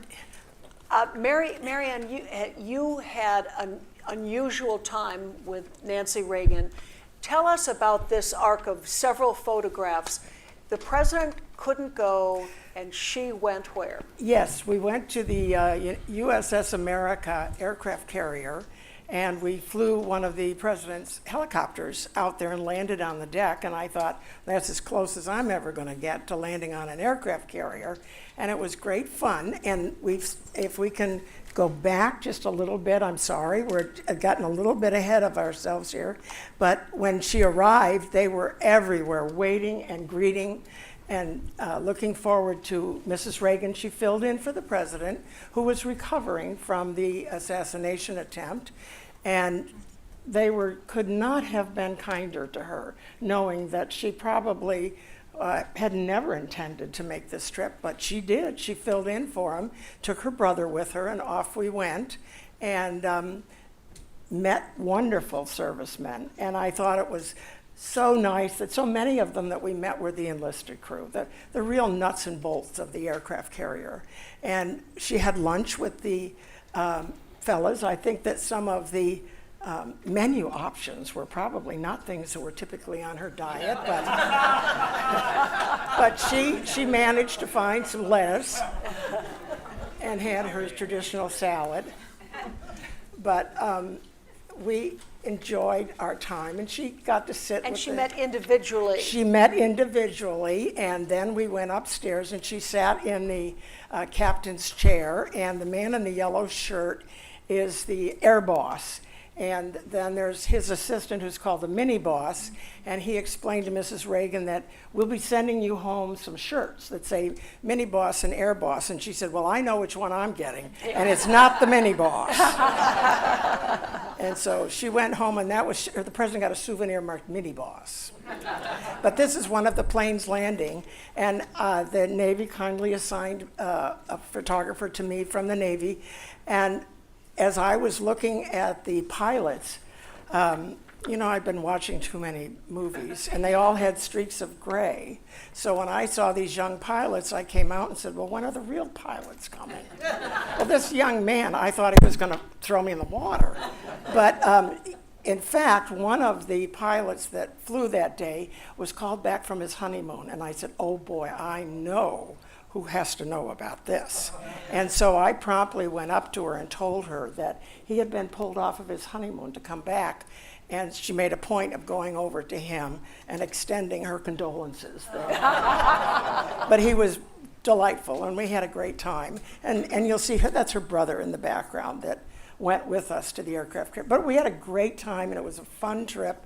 And I just can't imagine there was an area in that ship that we didn't get to, because we certainly walked and up and down a lot of steps. Think too of what was going on in the world, and these pictures remind me a little bit about your next one, Pete. The president so often had to be a consoler in chief and met with military and civilians who had been through trauma. Pete?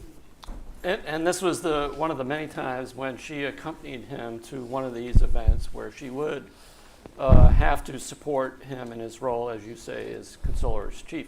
This was at Camp Lejeune in North Carolina, about a week after the terrorist attack in Beirut, Lebanon, when 241 Marines were killed. Still the largest terrorist attack of Americans overseas in history.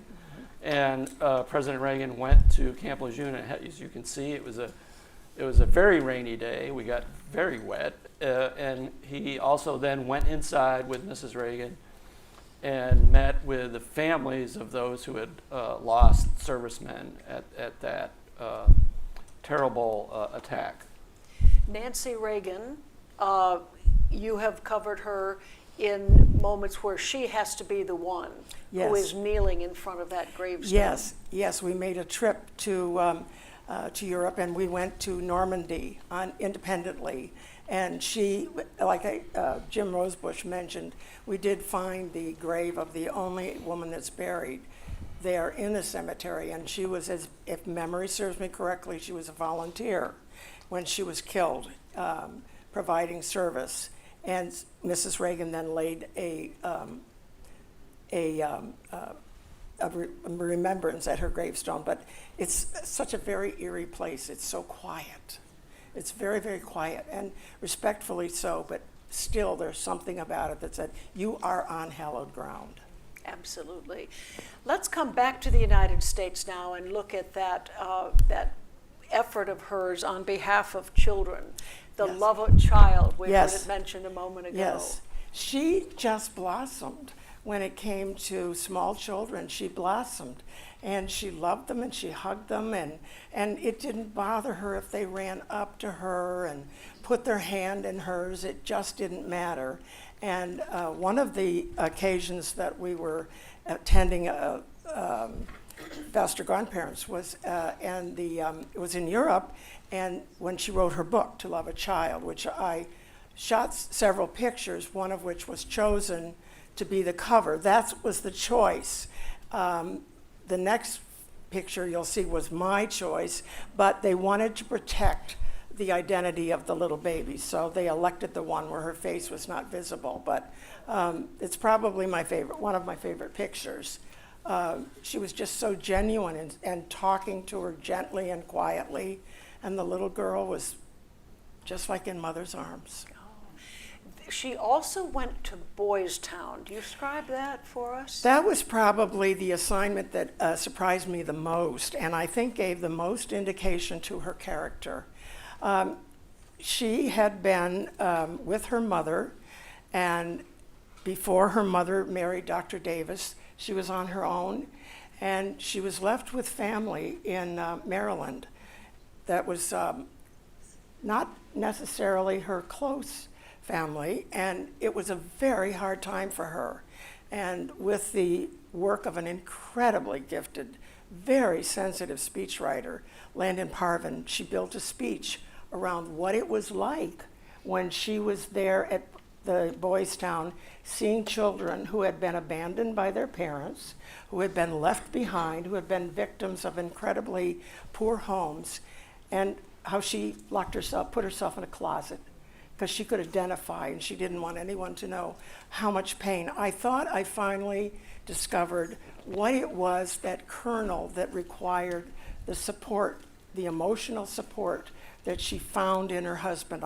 It took me a while for that to sink in, but I feel comfortable that that experience exposed a very, very sensitive part of her, and I could later see it as time progressed, and I knew her more. But the speech, she was in tears, brought her to tears. The children were in tears, and I frankly have never seen such genuine tears come from her when she talked about what it was like being what she presumed would be abandoned by her mother, and was in a closet and was alone, very alone, with nobody. We so often, however, look at the more action-packed pictures, Yes. Including sports celebrities. Right. She was very busy on Just Say No, and I don't think there's a sport we missed. We did. We went to the 50-yard line of the Washington Redskins at that time, and the quarterback. And I'm sorry, Doug Williams. Doug Williams. I'm not real good on who MVP of the world, Super Bowl. Yeah. And he gave us a shirt for Just Say No, and it was cute. There in the stadium, I'd never been on a 50-yard line. I thought, well, an aircraft carrier, 50-yard line, not doing too bad here. Good From a little kid from Ohio. I think I did all right. And then we went to Milwaukee.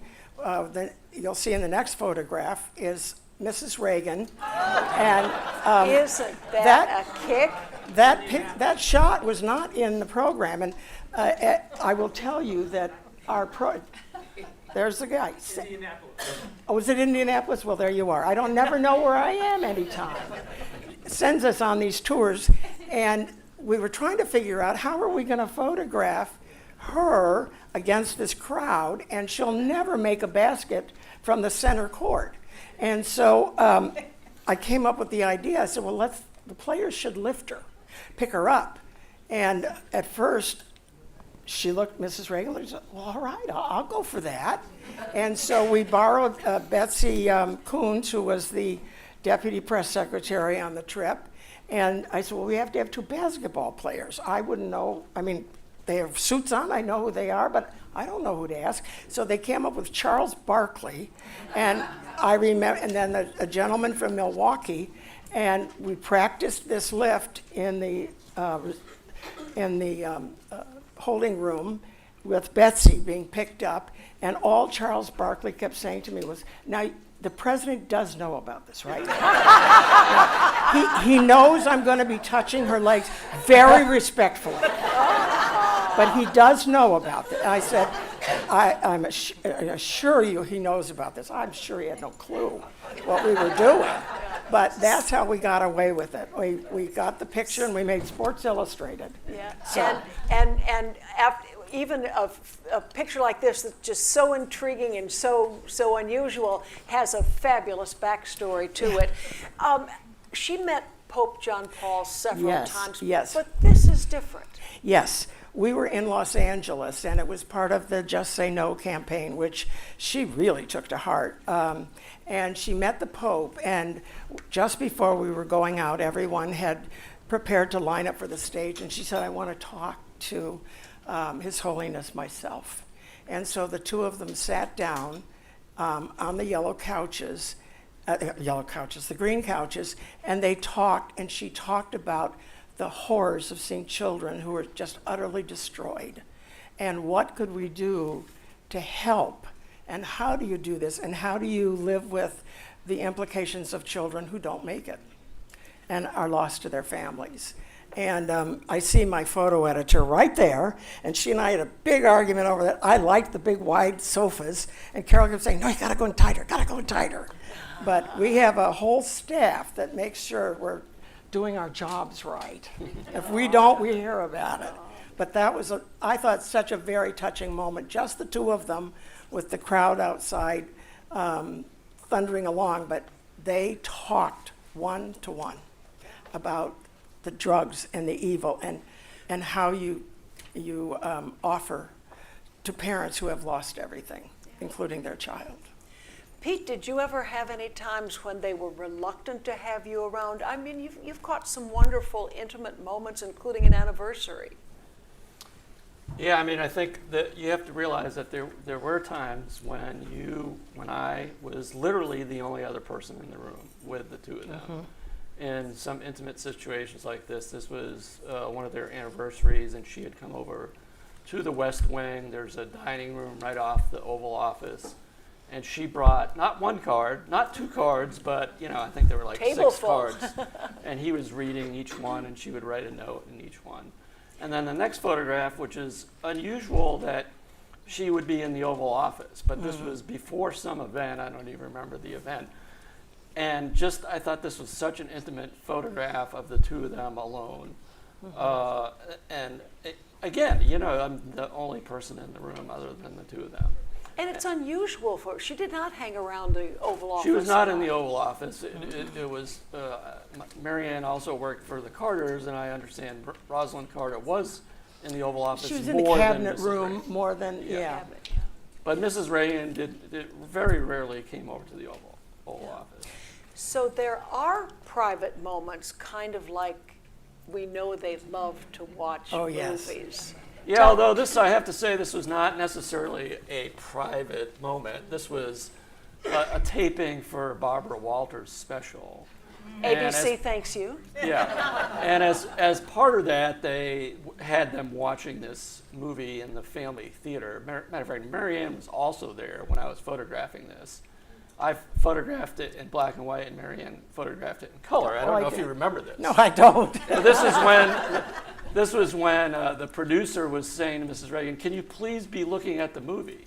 And Mrs. Reagan said, "But Pete's head is in the way." So I had to duck down a little more. Marianne, Nancy Reagan did a number of things in the public sphere, the diplomatic sphere.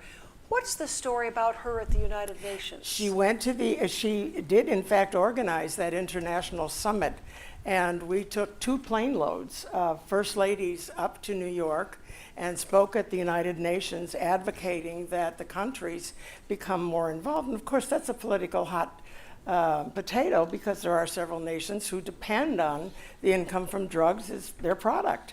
And so she had George Shultz with her when we went up there. And He was Secretary of State at the time. Joined us, and we went up, and she spoke and never missed a step, never batted an eye. And may I inject one story about George Shultz? He did love to dance with lovely women. And at the state dinners, Mrs. Reagan would always find one, and she'd get them hooked up, and she kind of looked at me afterwards. I was watching, deciding, do I want a picture of this or not? And she and the president were dancing over, and I just said to her, if you had a chit from George Shultz for every dance you've set him up on, you could buy a small country. And the president just left. He's like, well, what have you been doing? He had been unaware. He had been unaware that she'd been setting these up. But Mrs. Shultz had not been unaware. But he was fine. He was delightful to work for. And I must also say that we are not political appointees. We are hired by the United States government. So that's why I was working in the previous administration, that we come as members of the United States government. And our film is not our own. It goes into the National Archives. We own nothing. That's right. It's all they're all public domain images now. Right. And I also say, I worked for 2 presidents. Marianne worked for 2 presidents. Jack Keitlinger worked for 5. Starting with Johnson. 5 with Johnson through the first term of Reagan. And first one I covered was David Kennerly. Who shows up every couple of administrations because there's so many people from those administrations who come back into office. And he came up and did Don Rumsfeld pictures because Rumsfeld had been chief of staff back then. But the role of White House photographer has such a special place because you are there as the country's eyes. Right. You are there as history's eyes. Right. Yeah. What about the historic shot of the Statue of Liberty. If you look closely, what do you see? Who's peeking at you out the window? I was going to say, Marianne, my guess is you were with the first. I certainly was, because the only way to get that picture was to get inside of one of the presidential helicopters, and they were going to take the panel, the door out, and then you had to hang out. And I thought, not for me. This is a job. This is a job for big, tall Bill Fitzpatrick. Bill Fitzpatrick. And he did it and was thrilled. Oh. And so that's how we got that. They took the windows out. Wow. And she brought 2 children with her, and then they were out of the Statue of Liberty. But thankfully. Well, let's talk about royalty, because every president has, obviously the connection, forgiving 1812 and burning the White House. They bring, but I remember this trip particularly well because the weather was absolutely awful as the Reagans took Queen Elizabeth to the ranch. The ranch. I'm told that the road up there in SUV, whatever. Yeah, they were SUVs. They were yeah. SUVs. Was treacherous. Yep. So talk a little bit about I this. had been assigned by the White House. The White House provided the Queen, I believe 13 people that were from the White House to assist her, and I was sent along as a photographer, and I was really nervous. But she was delightful, it was fine, and the only tragedy was we never got to stay on the ship because the weather was too bad, and it was too rolly, everyone was seasick. This was on the This was yacht, on the yacht, the Britannia. The Britannia. But then we went up to the ranch, and the Reagans were up there, and they were wringing their hands because the roads were just impassable. All of the little creeks were overflowing, all of the little roads. The Queen loved it. Oh. She had her big green boots on and her, nice queen hat, and she was ready. It didn't bother her in the least. She was fine. She thought this was great fun, and they went up to the ranch and they had lunch. But what a contrast to the visit to London for the wedding. Yes, I was wonderfully privileged to go to the wedding with How Mrs. did you Reagan. Get this shot? This shot was courtesy of Barbara Fabiani, who was our press advance at that time, and she wanted to get me a good spot where I'd see everything. So she found a spot for me on the top of the ABC News London Bureau, which was wonderful. I was up there and I was set up, but somehow London didn't get permission from New York. London was in a snit. Barbara had to run back with them, and they had to call New York, which of course it's now in the middle of the night for New York. And New York was befuddled. Well, what is she doing? Is she like threatening to jump off? Let her shoot. And so that's how I got the pictures that only Barbara and I were up on the roof of ABC in London to get these pictures. But you can see the children. There are later photographs where you see the attendants Queen. up at the top and the beautiful train. Yep, and you got to do what you got to do. Now, closer to home, back at the White House, we all remember Princess Diana's visit. Now, is this upstairs at the White House? This is upstairs in the private quarters. Prince Charles and Princess Diana arrived, and they greeted the press downstairs on the ground floor, and then they went upstairs for cocktails. And is this the yellow oval room? Yes, the yellow oval room. And I had very strict instructions that once the line is over, we didn't want to make the princess uncomfortable, so I was to stop shooting until one of their guests said, "Oh, I must have this picture, this picture, this picture," whereupon the usher quickly got a hold of me and said, "What are you doing?" I said, "Well, they need those pictures, and Princess Diana's in the picture." And it was like, "Oh, okay." And that is greeting Mrs. Reagan's very best friend in the world, Betsy Bloomingdale. Do you see anybody else in that picture? Look way toward the back. Who's photobombing you? Am I in it's that photo? Pete. Pete, Oh, yeah. we noticed this when we were screening these this morning. yeah, You're yeah. in this photograph. Well, and it's back. like the picture I forgot to include in this series is I have the picture of We're coming up to Diana dancing with Travolta, which Well, I didn't and- include because Nancy was way in the background. But. Yeah.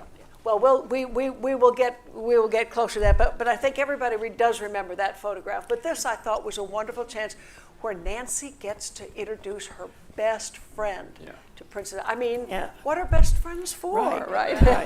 Exactly. The next photograph doesn't really have a story, but it's just lovely. We went to Giverny in France, and what was so lovely was we didn't have to compete with any tourists. It was just us. And so I was able to get this picture on the bridge as she's overlooking the pond, the lily pond. Not the lily pond, it was lily, yeah. Thank you, forgot the flowers. And it was just lovely. And they went in and then had dinner, lunch, I think, it was lunch. But it was just such a quiet moment when she really, I hope, had time to savor, look and really enjoy what she was seeing. And there was nobody around, nobody shouting, nobody pushing, and she could take a minute and enjoy it. So the next picture, two pictures, show just the opposite, crowds. Oh, yes. Yes, and Russia. This was in the Soviet Union, and I know the first panel talked about how difficult Mrs. Gorbachev was, and I won a second, third, or fourth that. Yes, she was. And while we were there, I had been told that the Russian photographer and I would get an opportunity to go up after the press had come in, but we should walk in with the press. So we did that, snapped a couple pictures, and then the next thing I know, the Minders sending the whole lot of us out. And I said, well, we were supposed to have this picture. I'm like, I didn't know what he was saying, but I had to leave. And they put this photographer and I down in this lovely room, not unlike this one, with nobody else there. And now I know the walls are bugged. And I know I've been just shorted of a shot. And I'm not going to, we're not settling for that. And so I started talking to the walls. When do you think we're going to get that next picture, that private picture that they promised us? Well, the poor Russian photographer was just getting more and more nervous. He's wiping his forehead, and I thought, well, they can't imprison me. What can they do? And I don't think they can be right. imprisoned. And I just kept talking to the wall, and eventually they came in and said, okay, come on, we're going to give you a private picture upstairs. And they'd obviously told Mrs. Gorbachev, because when I and the Russian photographer came in, she looked at me and she said, what, you think we changed in 10 minutes? And I said, oh, no, you're lovely, but this is a new angle. And the head of Mrs. Reagan's detail, Tim McCarthy, had said to me, just check and make sure she's okay because they won't let us upstairs. And so I just kind of looked at her and she winked at me, and I knew she knew exactly what my second job was. And all was fine, but she was tough. She certainly did want to control what Mrs. Reagan saw and did. And I think we have a picture somewhere where we show that Nancy Reagan got the last word. Oh. So this next picture that you chose, kind of from the sublime to the ridiculous? Yes. What is this? That was part of her Just Say No trip down to Disney World, and it must have been Mickey's birthday.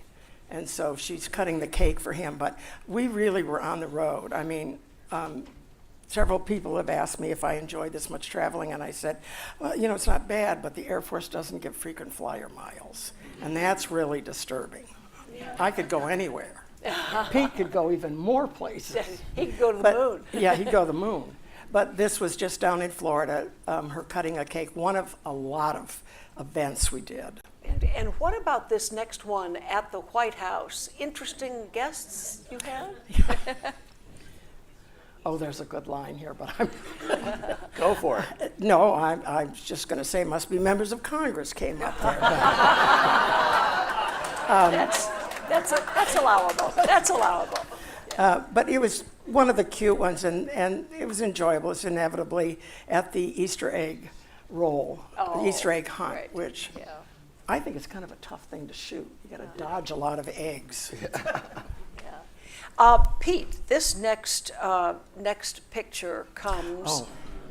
It is an intriguing one that I don't remember ever seeing before.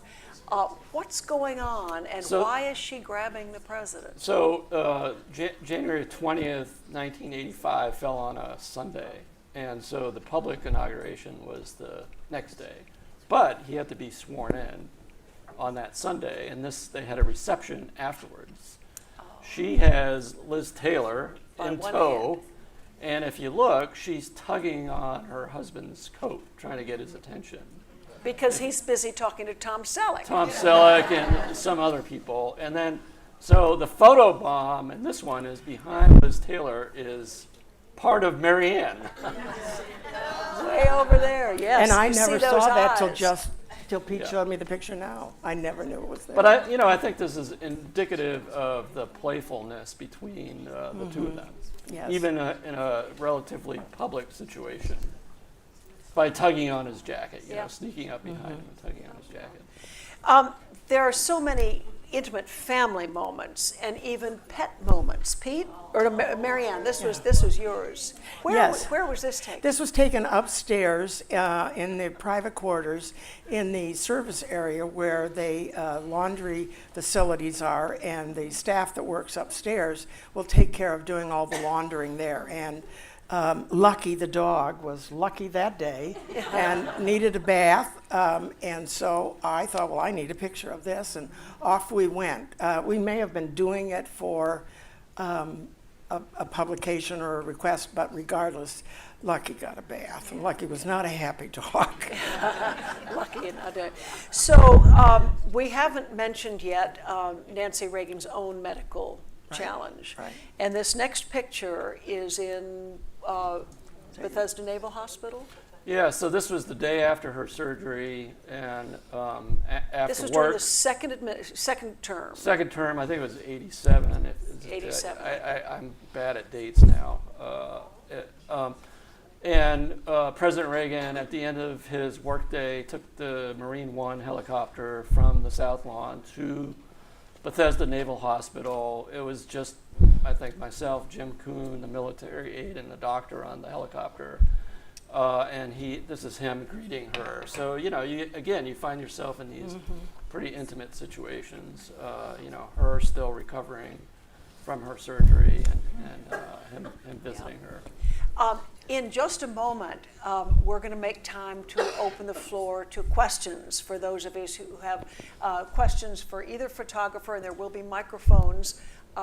Just raise your hand and we'll have somebody bring a microphone to you so we can all hear you.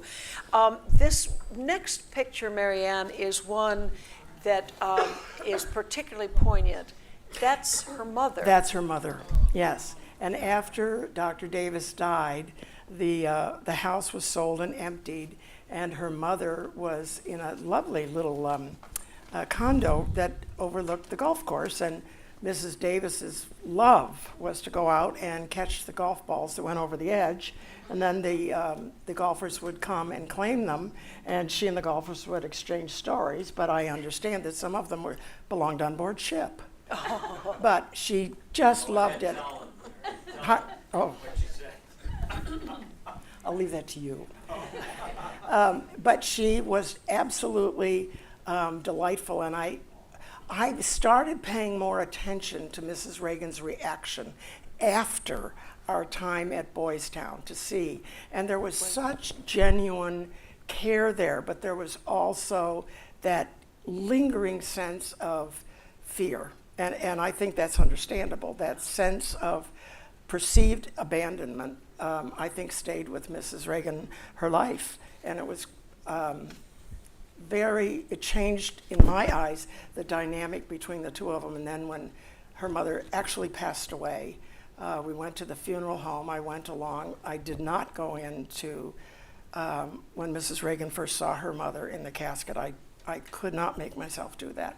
But she was lying there, and she had her red gloves on. And Mrs. Reagan just screamed. And I will never forget that sound. She was so distraught that her mother was gone. And she was alone, and she had those red gloves on. The next little series here are very personal pictures. And this first one, Marianne, this is up at the ranch? Yes, they're having Thanksgiving dinner, and that is Maureen? Maureen there? Maureen. Yeah, it is Maureen. And they're having their Thanksgiving dinner.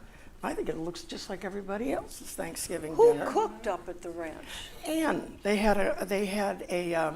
Anne was there and would take care of doing those kinds of tasks. And they had a little trailer that was awfully cute that she would stay in. And the ranch house itself was very small.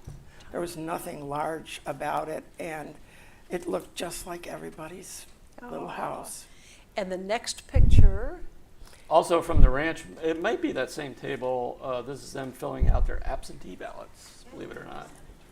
Oh, and this was towards the end of the administration. We did this picture. They were going to go take a ride in the canoe, True Love, and they just put their arms around each other, and it was just such a nice picture. And then they sailed off and were busy talking, and the president just, sailed her right into the willows. The stringing thing, the willows, right. Yeah. But it was just very sweet. But they were comfortable with you doing this? Oh, yes, Always, yes. always They were very comfortable. And we were always told, you don't speak to the president unless he speaks to you. He's got a lot of things on his mind. But I found them to be very amicable. They would always say good morning or good afternoon or sometimes comment. Hello. Yes.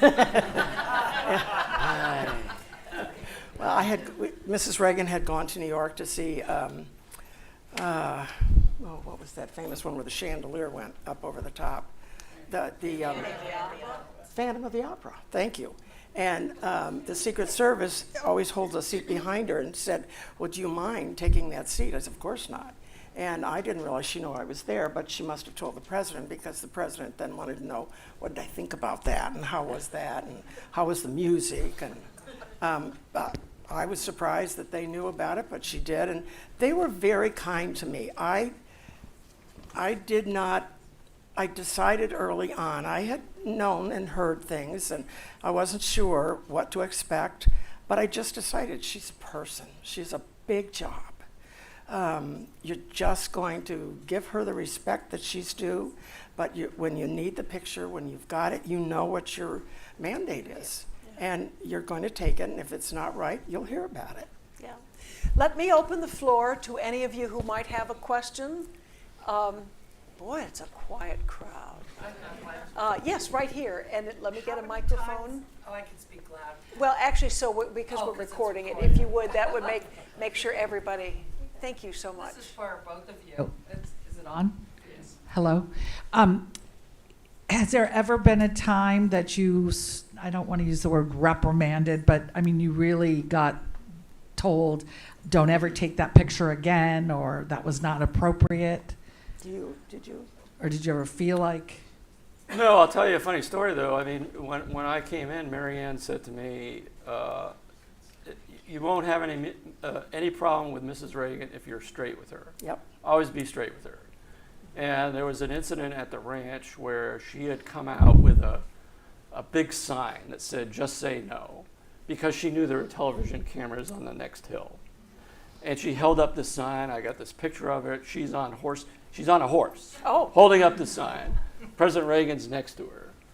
And Mark Weinberg, who was the deputy press secretary, said, let's not release that photo. And I was like, okay, whatever. So, it didn't get released into the public sphere.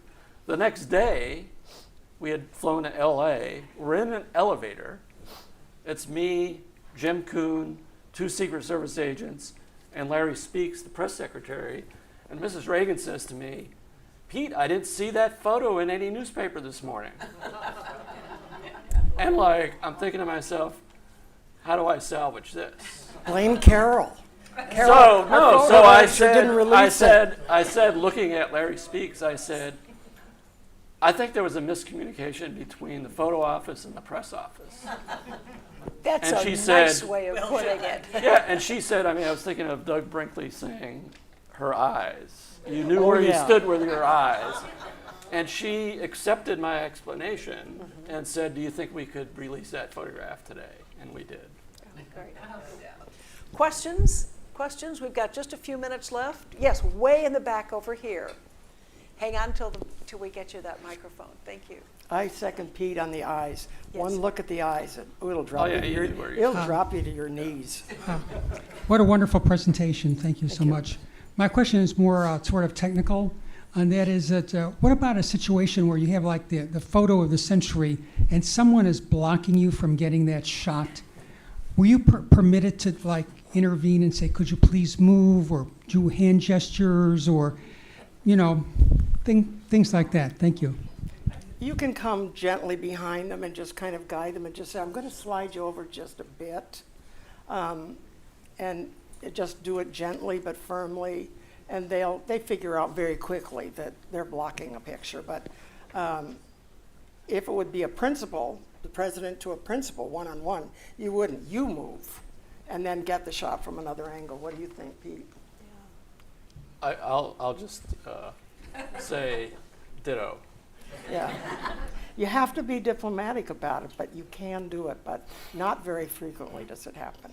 Unlike the press, who tries to get Secret Service agents and staff and right. And, I mean, I guess I didn't feel that was my role. My role wasn't to direct in any way, and especially if you're in a crowd with press photographers. That would be, I think, inappropriate to ask them to move or.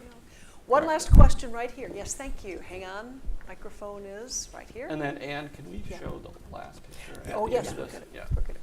So as the saying goes, a picture is 1,000 words. And having been part of some of those wonderful opportunities and the way the message was communicated by the Reagans to the world, I wonder how you all feel now about how messages get communicated and the role of the photographer in light of the media of today. Yeah, I mean, I think one of the things that certainly is different from the Reagan administration, I also served in the Obama administration, is the advent of social media, which obviously did not exist during the Reagan administration.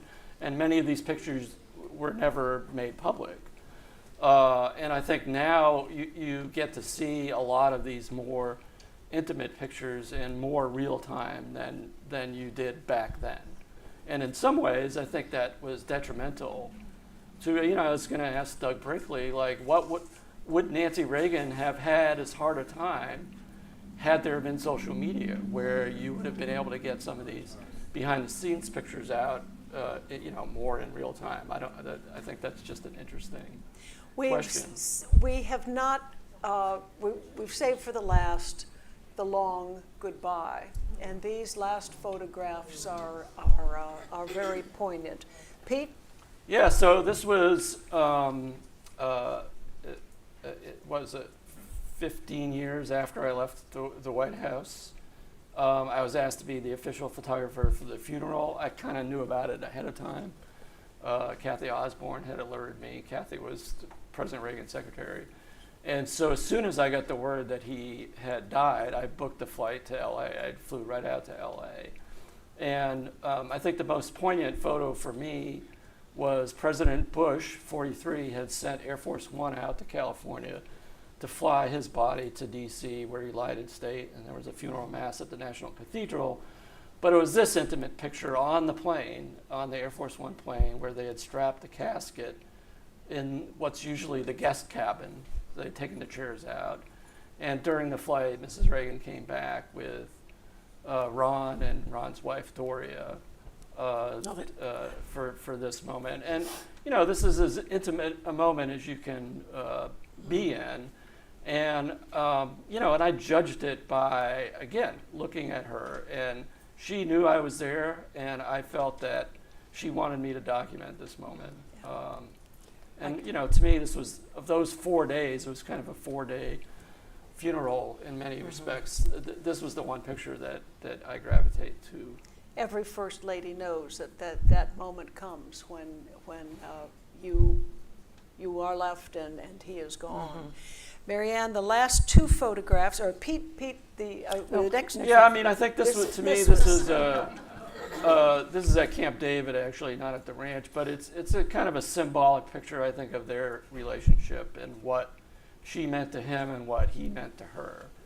And I think that some of the other panelists have more eloquently described their relationship than I ever could. But visually, I think this picture says it for me, what I felt of their relationship. And Marianne, the last photograph from you. The last photograph is up in St. Petersburg outside the Hermitage Museum. And she was told that the people were kept back. They couldn't come up to say hello. And she said, I'm going to meet them. I'm going to see them. And so she stepped out into the empty street and waved at all the people that were down at the end and were blocked from coming up to see her. It's the way I think in my head, my last significant contact with her while they were in office is here. It's her saying goodbye in my mind. And I would like to close with a few words, if I may. Please. One of the things that I think is so very important that I have taken away from me is a sense of loyalty that I saw between them, and I saw great love between them. I saw compassion, and I saw a keen sense of protection. And this was not something that I was necessarily exposed to in my home. It was quite different. This was a very public couple who faced some very hard times, and yet this rock stayed, it preserved. And I've never forgotten that, and I try to take that away. I learned how to set lovely tables. You know, I crept into kitchens and watched chefs prepare meals. I've learned a great deal that has influenced my life, but more than anything else, it's the sense of you're a partnership, and you love and you trust and you protect each other. Ladies and gentlemen, Marianne Fackelman and Pete Souza, thank you very much for the gift of these pictures. Thank you. Here we go, this way.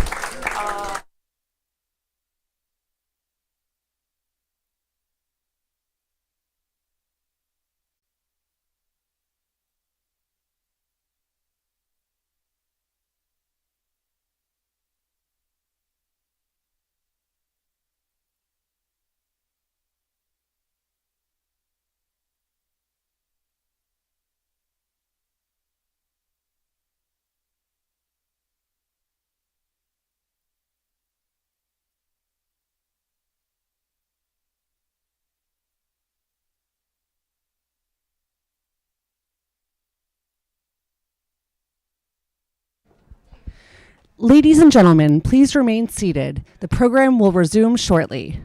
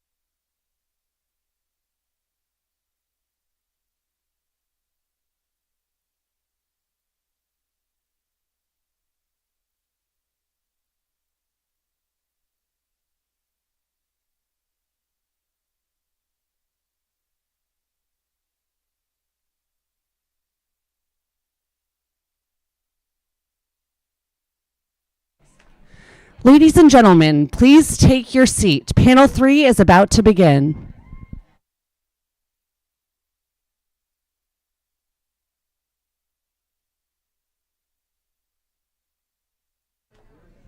Ladies and gentlemen, please take your seats. The program is about to begin.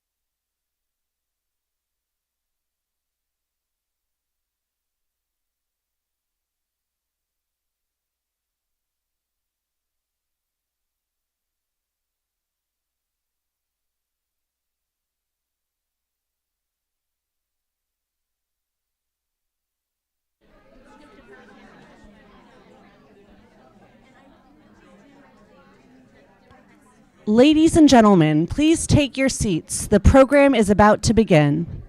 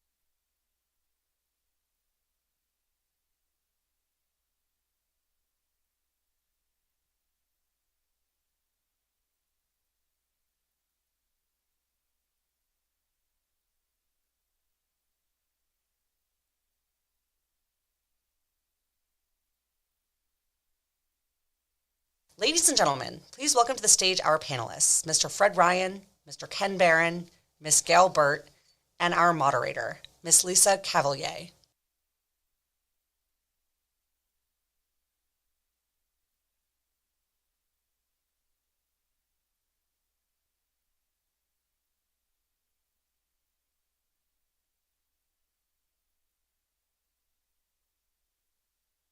Ladies and gentlemen, please welcome to the stage our panelists, Mr. Fred Ryan, Mr. Ken Barron, Ms. Gail Burt, and our moderator, Ms. Lisa Cavalier.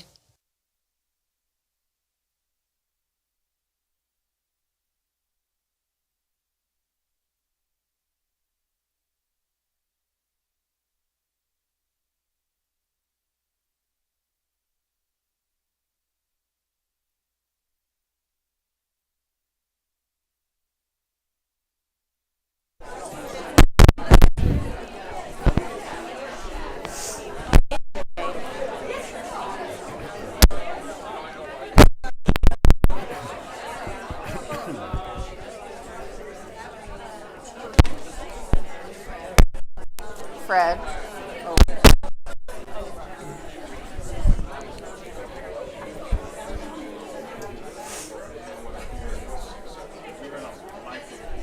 That's probably me. Somebody's clicking.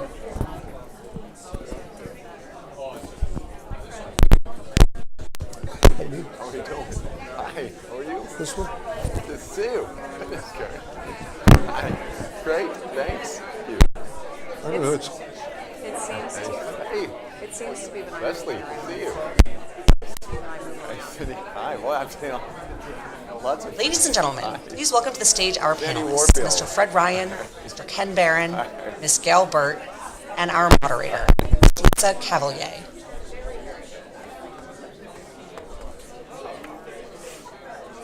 Hey, Jim. How you doing?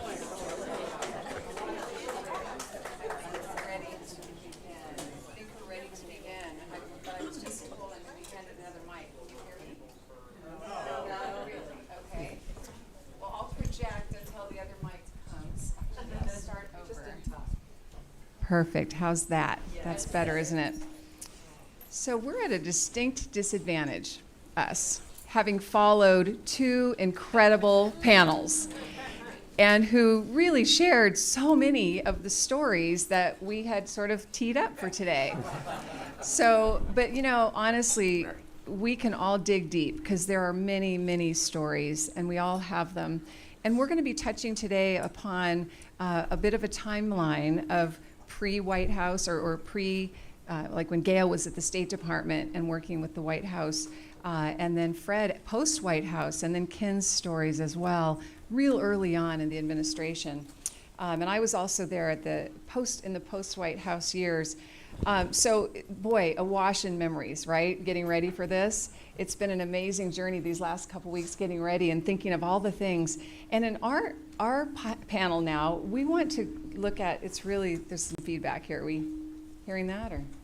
Sorry. Better? Okay. Is really looking at some of the personal things that we experienced with Mrs. Reagan. And they were numerous and daily. And we had just some really serious times and some really fun behind the scenes times that we really, in many cases, have never shared stories like these before because it was very personal to us. I know when Mrs. Reagan died a few years ago, my local paper in Pasadena, California called and said, well, I'd heard that you'd worked for her and would you want to write something? And I sat at my computer and I typed out a few sentences and I thought, no, you can't have it. And I called the guy back and I said, you know, everything I have about my time with Mrs. Reagan was so pure and so personal to me that I didn't want to share it in that way, and so I never did. But nonetheless, we'll pull a few of those out of our pockets today. The post-White House years, and I'm just going to lead with this because it's just so telling about what the post-White House years felt like. I'm going to lead with Fred. If you would tell us a couple of stories about just fun or funny incidents that happened post-White House. You want to get me in trouble, right? I do. Sorry. I do, and they're just Well, light. one story that you and I were sharing earlier that you suggested maybe it provides a dimension that in the Nancy Reagan that I think maybe hasn't been talked about yet was when she left for California, she learned, it took her a while, I guess, to learn that there was a 3-hour time change between Washington, D.C. and Los Angeles, because when I came back here at about 11 o'clock at night, I would get a phone call. It'd be Mrs. Reagan, and I would say, hello, just starting to go to sleep. She'd say, oh, is there a time? Yeah, there's a 3-hour time difference there. And oh, good, I remember that. And then 2 or 3 days later, the phone would ring at 11:30 at night, and Mrs. Reagan again. And so I went to that store in New York, Scully & Scully, and I bought her a clock that had 2 time zones. It had Los Angeles and it had Washington, D.C. And I set it and sent it to her, and then I waited a couple days, and then 11:30 at night, the phone rang again. I said, did you get the clock? And she said, I did, but I haven't figured out how to set it yet. So, but as we know, she was a creature of the telephone, and time zones never really got in the way of that. Yeah. You have to tell the orange story. Okay. Please. Just keep it in this room. Yeah. I will point out, I've been watching the live stream all day. This is being streamed to a large audience. Do you want to know? We'll tell that later. Okay. So, Gail, let's go back to Gail. Gail, you started early in doing things in the protocol office at the State Department. And just some of the things that we talked about in preparation are about her intuitiveness and her vulnerability. Would you share some of the early thoughts on that? When I went to interview for my job, Mike Deaver said to me, you should never forget that Ronald Reagan would not be president of the United States were it not for Nancy Reagan.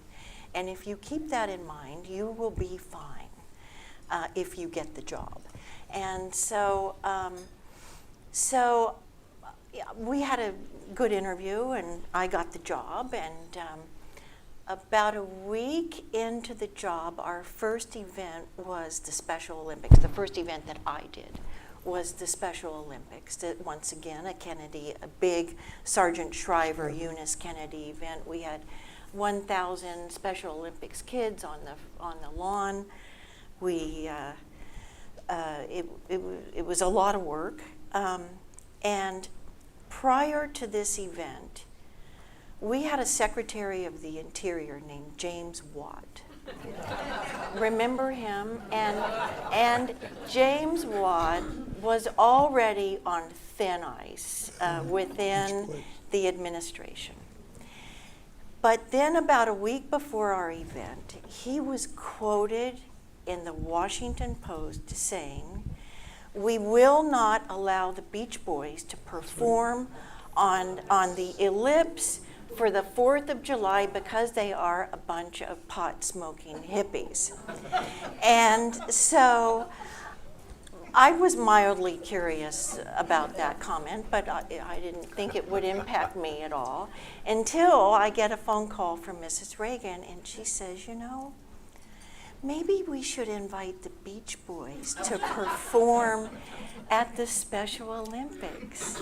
And that's when I understood what Mike Deaver said to me, that Ronald Reagan would not be president were it not for Nancy Reagan. So we did have the Beach Boys perform at the Special Olympics. James Watt was no longer about a week later. But I do want to tell you, they were a bunch of pot-smoking hippies. They arrived with girlfriends, with shrinks. They had Corvettes. Thousands of Corvettes they arrived with. It was bedlam. So finally, I cued Waka to announce the Beach Boys, ladies and gentlemen, the Beach Boys.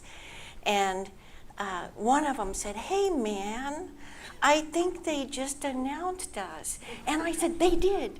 They announced you. If you're a Beach Boy, come with me." And because their entourage was thousands, and we're hundreds. And so anyway, the Beach Boys did perform. It was terrific. And James Watt lost his job about a week later. Thank you, Gail. That's a great segue to Ken, who was there in the very early days of Just Say No. He wouldn't have liked me as secretary. He would have not liked me at all. I've been very fortunate, and I thank God and certainly thank Mrs. Reagan for giving me an opportunity to even be here today. A lot of the staff is here. So many great memories we all have, and one triggers another. Everything you say, Gail, you talk about that. I remember when Miami Vice folks came to the White House. I have a story remember about that too, yeah. I can remember the little tattoo story. We'll keep that one quiet. But I came from a life of drugs. Jewish kid from New York was running a drug program, and the president came to visit that program.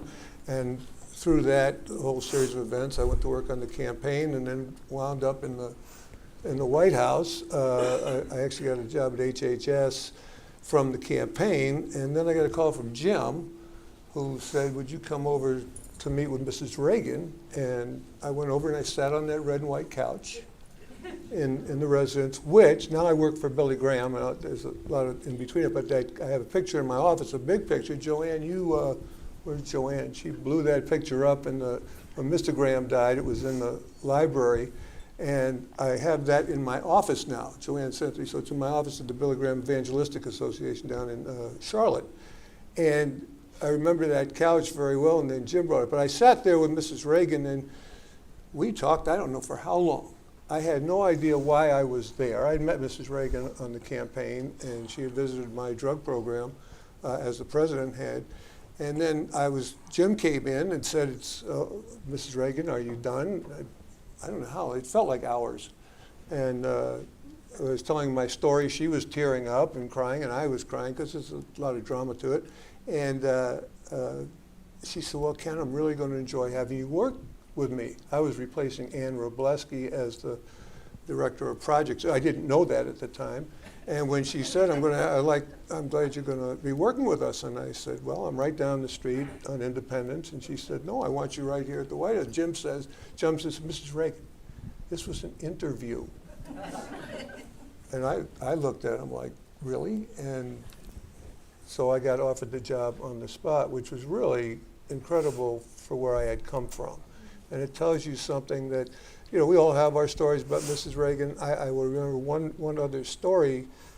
After I left, and I went to work for McDonald's Corporation, and I started an organization called Ronald McDonald House Charities, which you all know about. We started it there, it wasn't just me. And it grew to a very big organization. But the Camp Ronald McDonald for Good Times was right near the ranch. And so I convinced whoever at the time, might have been Jim Manning or somebody, to get the Reagans to come visit Camp Ronald McDonald for Good Times. So they drove over, and I told Mrs. Reagan, they were sitting in the car, and they had these Ronald McDonald for Good Times shirts on. And so I've got to tell you a story. When we were leaving the White House, my 3 boys wanted to know where we were going. So I said, well, we're going to move to Chicago. And one of my oldest boy, who's now a lieutenant colonel in the Army, said, oh, great, I love Jim McMahon, played for the Bears. And I said, I'm going to work for McDonald's. So my little guy, Max, who was that big, he thought we were going out to eat. And I told them, but my middle son, Adam, who was 7 at the time, said, Dad, you look real sad about this. And I said, well, we've had a great time here. He said, well, look at it this way. You won't be working for Ronald Reagan, you'll be working for Ronald McDonald. And then he said, as only a kid would say, and I like that clown a whole lot more. So I told the president, I told the president, and he laughed, and he says, well, there's a step up. and Mrs. Reagan gave me that look. Yeah. The look, Pete, just the look. So. Oh, thank you, Ken. I'm going to share a quick one about interviewing. I was in France during the administration with our ambassador to France and came back and got a call. In fact, Gail, you helped tee that up for me at some point. You and your husband at the time did that for me. And I went in for my interview, and I had the new hairdo, the new suit. I can envision it like it was yesterday. Pumps, the whole thing. And I walk into the suite, through the back hallways of the hotel. I sit down in the big suite. I'm ready to go, and she comes bouncing through the doorway of the bedroom in running shoes, blue jeans, and an oversized sweater. And I thought, wow, okay, this is just real. And that's the side that I think so many of us were just really fortunate to see, is just the real Nancy Reagan behind the scenes, that she was a wonderful, supportive, and protective wife and a mom and just a really wonderful human being. And Fred, when I think about the fierce protector, that was one of the areas that we spoke about, you talking about just a bit. And you saw that through the White House in some regard, and certainly his legacy after. I think we probably all did. Those of us had different roles, worked on the campaigns, worked in the White House or after.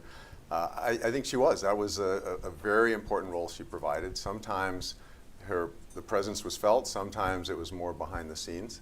But she was there. She was making sure that he could accomplish his objectives. Getting elected, as you remember, there were changes made on the campaign teams. She was involved in that, making sure the right people were there. In the White House, there were changes made that she was involved in. I think we all know President Reagan always saw the very best in people, and Nancy Reagan saw the full dimension of people. And his flaw, which led him at times to be vulnerable, to be taken advantage of, was protected by Nancy Reagan and her scrutiny. But you could see it even more. I mean, when his physical health, when the assassination attempt took place, how she stepped up and was there on the scene and helped nurse him back to good health. When I had one experience after when they left office, it got a little bit of attention. He was giving a speech in Las Vegas, President Reagan's former president. Right in the middle of the speech, some guy just very carefully walked out to the podium where Ronald Reagan was speaking, and they presented him a few minutes earlier with this Crystal Award. And the guy picked up the award and then slammed it down on the ground and smashed it in front of him. Remember this? And a picture was taken of that, and we got back, and Nancy Reagan just immediately, it was like a flashback to the assassination attempt. She said, that look on his face, I could tell that look on his face. And as a result, I mean, she had the entire Secret Service detail replaced because it was just the type of thing that couldn't happen. But she protected him there.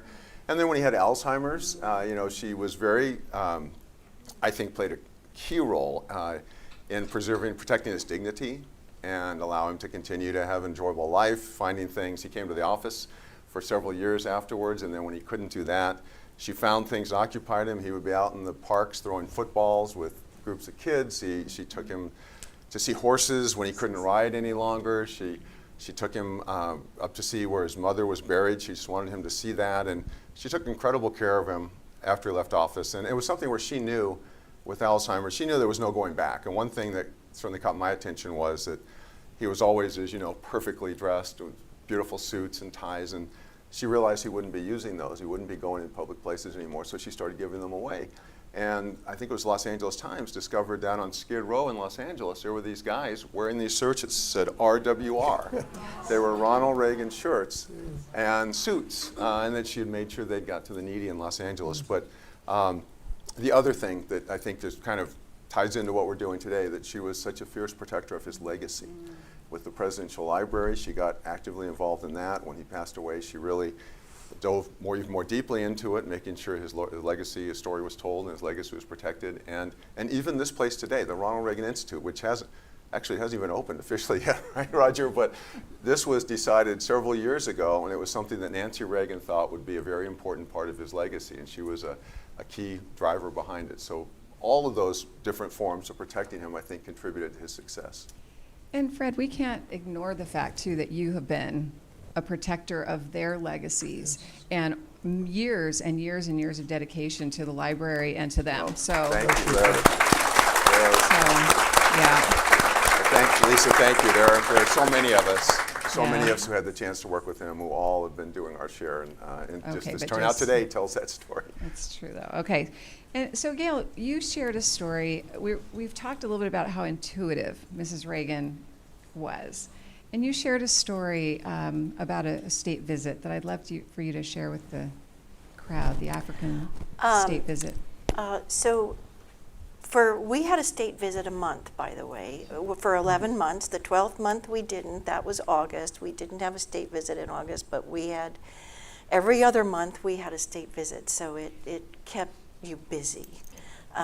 There were no computers back then, so you were constantly planning for the next one and the next one. We had a state visit from a country, a third world country, and Mrs. Reagan always hosted a tea for the visiting First Lady after the ceremony on the South Lawn. And this particular First Lady, you were invited to sign the guest book before you had tea. This particular First Lady sort of paused, and she didn't sign it, and then she was talking with her ambassador's wife, and there was some to and fro there, and Mrs. Reagan immediately took this woman by the arm and took her on into the living room, and they sat down and had tea. And it was only afterward that the ambassador's wife told me that she was illiterate and could not write, and no one, of course, had told us this in advance. So Mrs. Reagan picked up on it before I did, and I sort of never forgot that she was sort of tuned in this way. I think one of the things that has informed my opinion of the Reagans and their marriage is a study that I read a few years ago. It's called the Grant Study, and it is a Harvard study. It's a longitudinal study that they started in the year 1940, and they followed all of the Harvard men, only men then, Until now, there are a few that are still alive. They interview them every year. And the title of the grant study is What Makes Us Happy?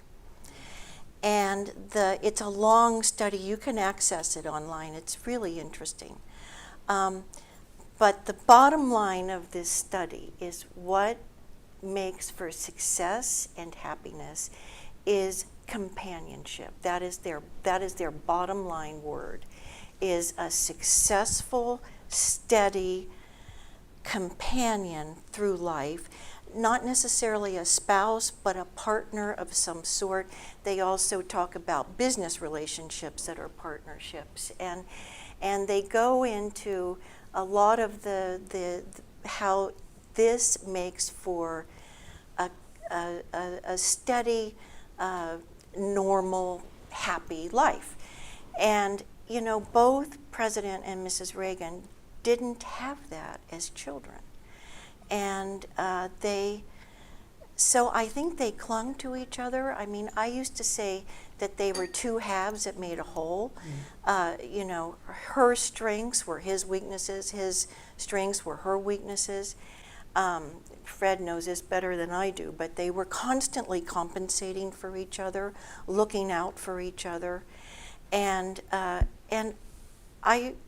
I've always thought about it as such a lovely thing, because not everybody has that in life.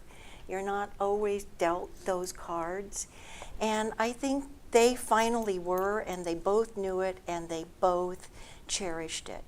And I have always thought about it in those terms. So I think it's lovely that they eventually found each other, even in Hollywood, and that it blossomed into what a really, really good. They were good people, both of them, and it came through. I mean, I was single, you were single. She played Cupid for me all the time. She would constantly tell my boyfriend at the time, you know, it's Valentine's Day next week. You know, women like jewelry.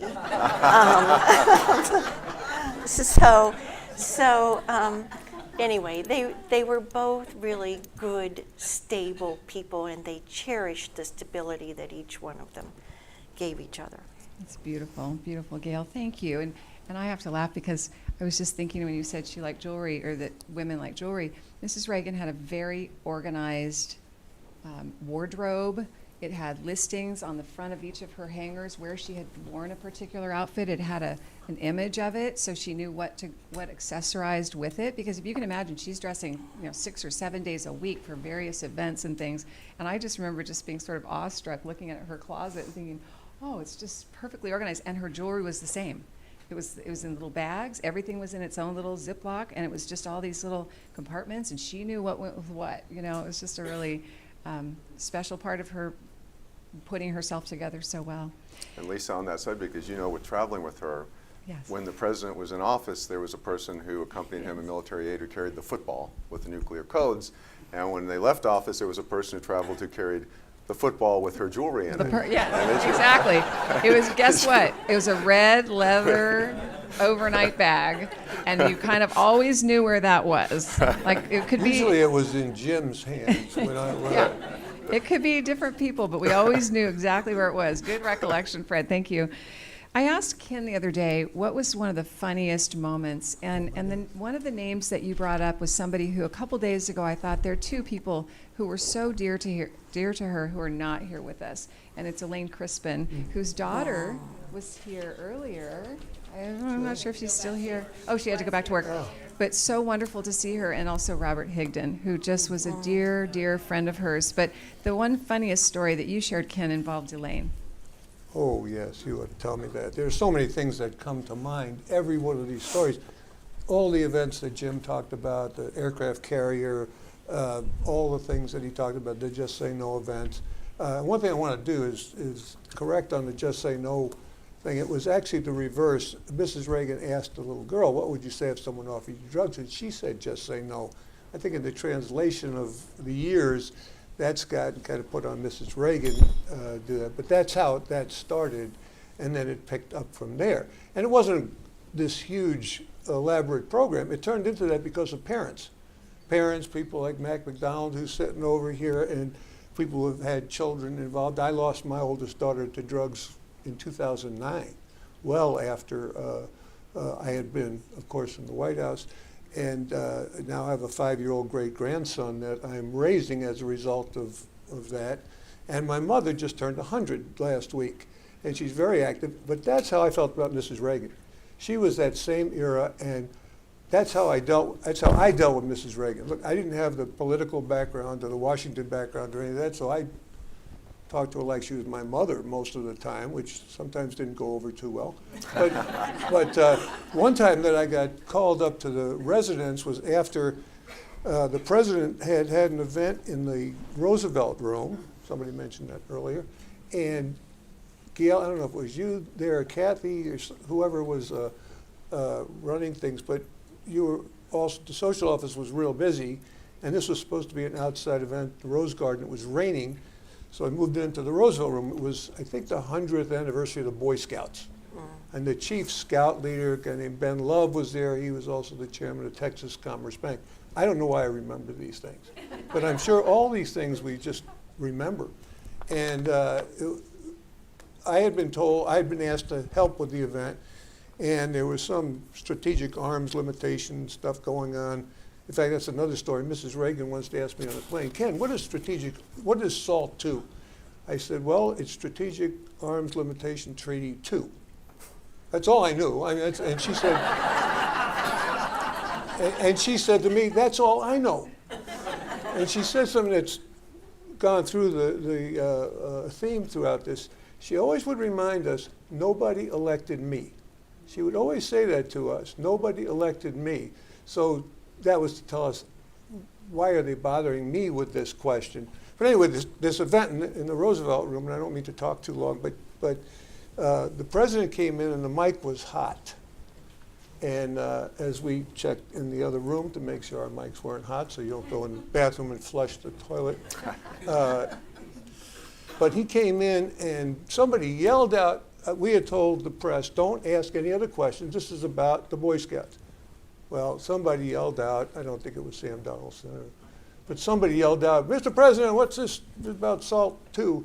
And he just muttered something under his breath that got picked up on the microphone. Well, that was early in the morning, 9 o'clock, 10 o'clock event. About noon, I got a call that said, can you come over to the residence? So I went over and I get off the elevator and I said, Mrs. Reagan, and she said, Ken, and she was back in the bedroom, and sprawled out across the bed was Elaine. Elaine Crispin was she was sprawled out, just laying like this. And you had to know Elaine to know this. Serbic tongue, quick, funny, never let anything go. And she's laying, Mrs. Reagan is sitting on the other side of the bed, and the president comes in at the same time. Now, this is being broadcast a lot of places. So, Too late, Ken. We can change the subject. I could never, well, let me say, we were talking a little earlier how the president was dressed. He had his tie on, his shirt on, his shoes on, his socks, but he didn't have his pants on. And he had these garters that, but that's how he was dressed. But he came in and he interrupted the conversation because Mrs. Reagan immediately asked me, what did the president say? You were handling that event because Elaine had told him that I was involved. And he said, what did the president say? I said, I don't know what you're talking about. She said, well, and then the president jumps in and says, well, I was just telling them that the weather was terrible here, and it's not like the sunny beaches of California. And then I realized I'm going to leave that story like it was instead of what he really said under his breath when the reporter yelled out something that was inappropriate. I'll leave it there. That's very good. Thank you, Ken. And Fred, let's throw it back to you. As the White House years ended and you were you were really leading the effort, the post-White House years, and coming up with how that would all look. Can you just share a few things on the ground, like how Mrs. Reagan was involved in the various pieces of that, and the strategy, and what they would do, and certainly the start of the library? Sure. She, well, actually, the start, they knew they were leaving because he was the first president in recent history to have 2 terms. So, like Nancy Reagan, the advanced planner, a lot of thought was given on what their life after the White House would be like. They found a home. They started thinking about where the library was going to be. They reached out to several of us, Lisa, you, me, some of the other people who were going to be on the staff.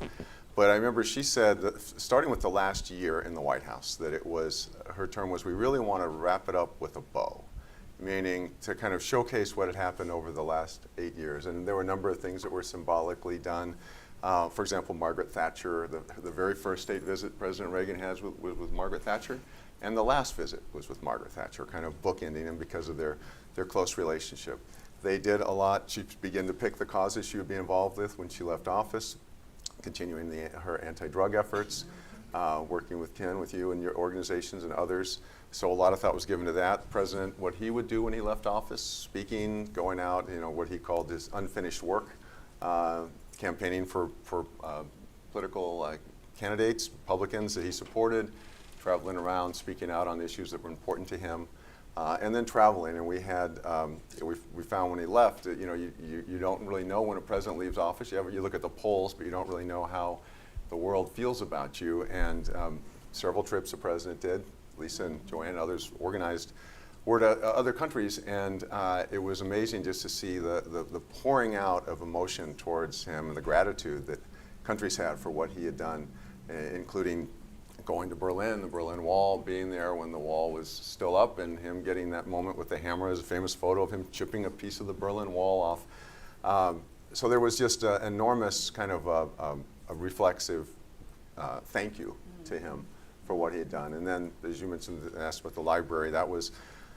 where they were both going to be involved in it. And then as time went on, President Reagan was less able to. I remember Mrs. Reagan saying that she was so fortunate that very few people with a sick spouse or someone who had lost their spouse had something that represented that spouse that they could pour themselves into and continue to support them as she did, because she had the Reagan Presidential Library, and that really became her life's work.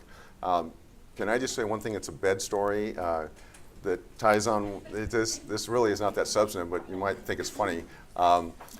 It reminded me when you mentioned Robert Higdon and Elaine in the bed. I got a call one night, this was probably 10 years ago, when Robert Higdon was still alive and Nancy Reagan was still alive. She was about 90 years old. And of course, it was like 11 o'clock at night because still hadn't set that clock. And I answer, and it's Robert Higdon and Nancy Reagan. And I said, what are you doing? They said, we're in bed together. And I said, I couldn't hear what you said. And they said, we're in bed together. And they were sitting there telling stories, laying in her bed out in California. She had enormous affection for him, as you know, and he thought very highly of her. And it was like, I thought, this is like a couple of teenagers calling me that are having a sleepover, but one of them is 90 years old. But it just kind of showed, I thought it showed her fun personality, the light side of her, and her enjoyment of things like that. Oh, yeah, and that makes me think of something that we used to fly around in private planes, because after the White House, people were throwing their planes at us to take our trips. Well, not such a bad thing. And one time it was Robert, Mrs., me, and some Secret Service agents, and that we were playing a movie, and it was really loud. I don't know why. She didn't have a hearing problem, but it was really loud. And I heard at some point her saying to Robert, I need to take my calcium. And this was one of the things I was going to touch on, how health conscious she was for herself and for her husband, I think, which also played into being a fierce protector, very concerned about what she was eating and what he was eating. Robert heard her say, I need to take some halcyon. Oh. And the two of them were yelling back and forth at each other, him saying, no, what are you saying? And she said, I need my calcium. And he's screaming. I just jumped in. I said, I don't know what's happening here, but I think she's saying calcium. So anyway, cleared it up, but they just were famous friends. He just really touched a very important, sweet part of her heart. And Lisa, you'll remember after things were, after the White House and you were running things, and Mr. Graham, Billy Graham, would get sick. They had a really good relationship with the Grahams, and anytime Mr. Graham was reported about Mr. Graham going in the hospital, I'd get the call from Lisa, or I'd call out there. Mrs. Reagan wanted to inquire about how he was doing, and I know the president had great respect. But the president was an extremely spiritual person. I think that led to the optimism, of course, like if all Christians could live like the president thought, it would be great. I'm a Jewish guy converted to being a Christian, hence where I work now. But I think it was Mahatma Gandhi said, if it weren't for Christians, I'd be a Christian. And the president really did exude that example of what a real Christian was. The optimism, the faith, the hope that he had in the country, and Mrs. Reagan was there to support that. Of course, we had a few bubbles about other things in the stars, but she supported all of that he did and boosted that up. And it was to what you said, Gail, about them just being one whole. And that's what I think set an example for us and for all the work that we did. And for everybody sitting here that was on that staff, what a great team of people. And when we see each other, we haven't seen each other in 40, 30 years or 20 years. And it's like this great feeling of camaraderie and that we are part of that family. And that it will never be duplicated in my time, ever. And I've worked in some pretty good places. Yes, you have, Ken. Thank you. And I think it also touches on her relationships with her friends. And Gail, you were going to speak to that just a little bit. When I took over the job with her, I was given a copy. Well, she had her own handwritten address book, red leather, and then I had a big fat copy of it. And it was all of her friends, and they meant so much to her. Gail, do you have some experiences of? Well, she was the most connected woman to the outside world that you possibly could be in those days. I mean, which was a landline. There were no cell phones, right. But it was a landline. She once told me she wanted to be buried with her telephone.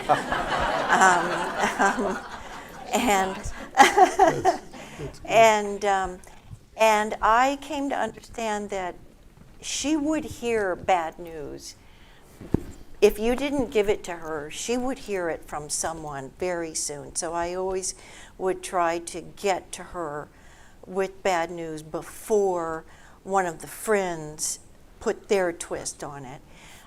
We had Deng Xiaoping came to the White House for a state dinner, I want to say in 1985. And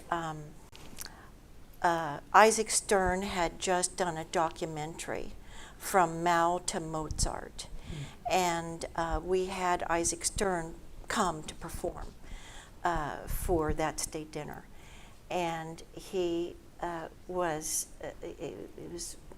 interesting to work with. And then he got even more interesting when he demanded 18 seats at the state dinner for his film crew. And of course, state dinners were very small. I mean, 142 people. You know, you do the U.S. delegation, the foreign delegation, and the Supreme Court, and you fill in all the slots, and there's very little room to play with. So we didn't have 18 seats, and he was very upset with me, and so I figured, I better tell her before, because he knows some way to get to her. And indeed, so I told her, and I put my spin on it, that we didn't have 18 seats. And sure enough, Pat Buckley called her and said, Gail Hodges should be fired because she won't let Isaac Stern have 18 seats.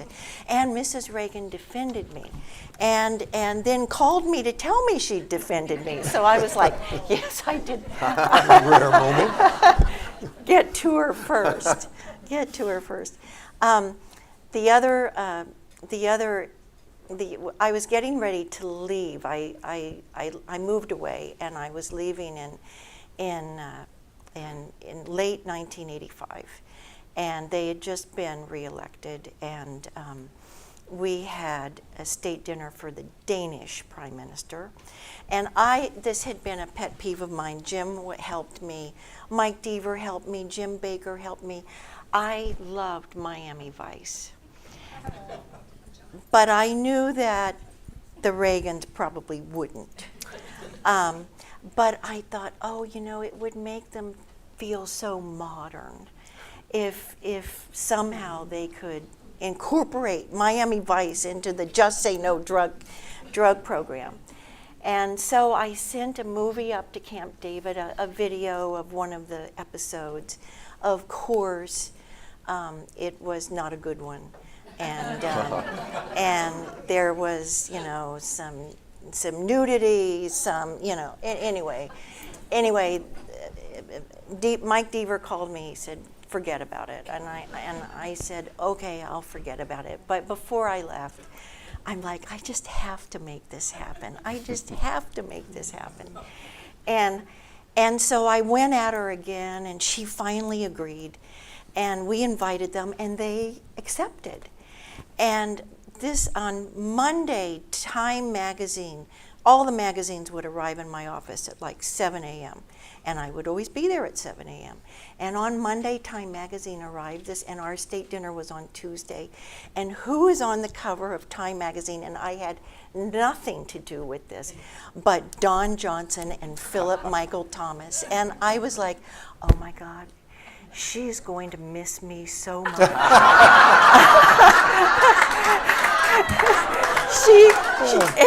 She's going to think I did. I was so surprised, but did you take she's credit? Going to miss me so much. And the morning goes by, and she doesn't call. And it's like 9 o'clock, and then it's 10 o'clock, and she doesn't call. So finally, I had a reason to call her, and I called her, and we discussed whatever it was, and finally, at the end of the call, I said, well, have you seen Time magazine? And she says, have you read Time magazine?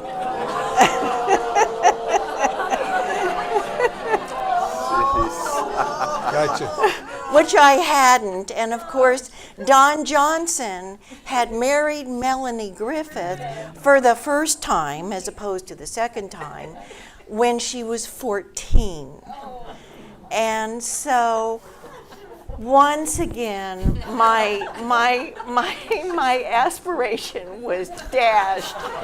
She wanted nothing to do with them, but they both charmed her at dinner.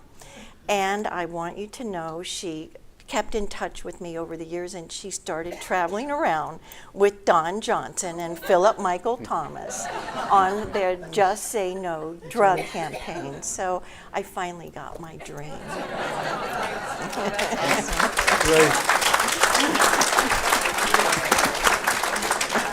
I've got a magazine story that Jim will remember. Okay, and Ken, if you go long, I'll just do what Mrs. Reagan used to do. Yeah, she'd just say, tell me. no, she'd say, move it along. Yeah. We went to New York. In New York, Leslie Goodman's here somewhere. We went to New York, and there she is. And the Secret Service couldn't get cars to move or anything. But anyway, we get to this hotel, and Mrs. Reagan and Jim go up to their room, and we had a guy named Frank McKay who was doing advance for us. And you hear Jim come over the radio, and he says, McKay, Rosebush here. That's how we used to talk. You guys know it. And Frank says, Rosebush, go. And Jim said, Mrs. Reagan wants to know where her W magazine is. Remember this one, Jim? I'm trying to forget it. Yeah. And Frank says, what's an effing W magazine? I won't repeat the words, but he said that, and Jim says very casually, McKay, Mrs. Reagan standing right here. So the next day, Frank goes out, and Frank's bald. I'm completely bald. You guys all remember, he had a big mustache, bald head. He goes out and buys a wig. a black wig, some weird wig, puts it on the next morning. Mrs. Reagan comes down to get into the motorcade. Frank opens the door, and Mrs. Reagan says, "Good morning, Frank." It was great. It was great. She did have such a nice sense of humor and loved to have fun. So timing-wise, I think we're going to open it up. I'm going to have each person give a last little statement or something before we close, but I'd like to first open it up to see if there are any questions from the floor, if that's all right. Right here in front.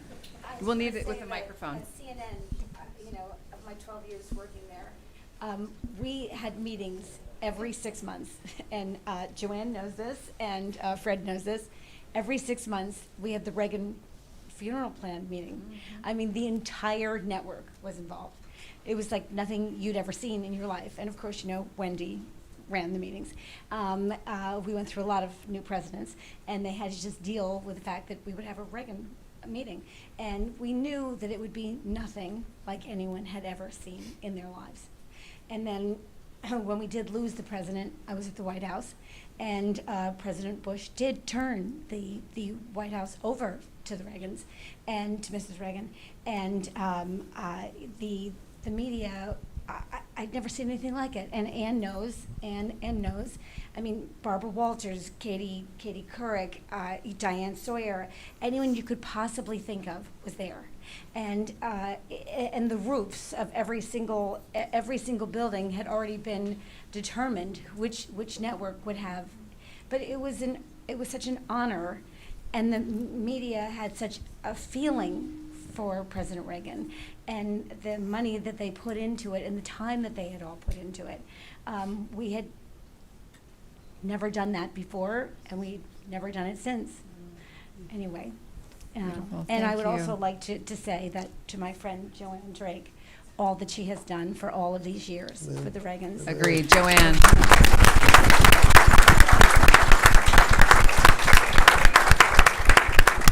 Beautiful. Are there other questions? Oh, over here. Yes.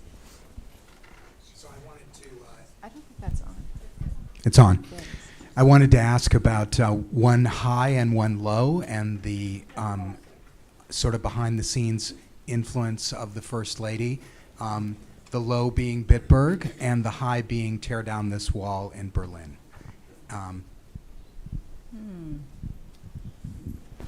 Gail? Gail's probably good. So, right after Ronald Reagan was reelected, you all may remember Bitburg. That happened, and it was pretty aggressive, and Ronald Reagan really got creamed for it. We had a event in the East Room where Elie Wiesel was getting the Presidential Medal of Freedom, and he took that opportunity to really publicly rebuke the president for going to Bitburg, and so it was pretty aggressive, and it was everybody. He'd just been reelected, so we weren't up for reelection. Everybody told the president he needed to pull out of Bitburg, and everybody, George Shultz, Jim Baker, Mike Deaver, everybody told him he needed to pull out of Bitburg. And then Helmut Kohl called him, and by the way, Mrs. Reagan also thought that he was just getting so creamed that he should also pull out of Bitburg. Helmut Kohl called him, and everybody was in the room with the president when the call came. They knew it was coming, and the president listened, and he listened, and he listened, and then he said, "Helmut, I gave you my word, and I'll be there."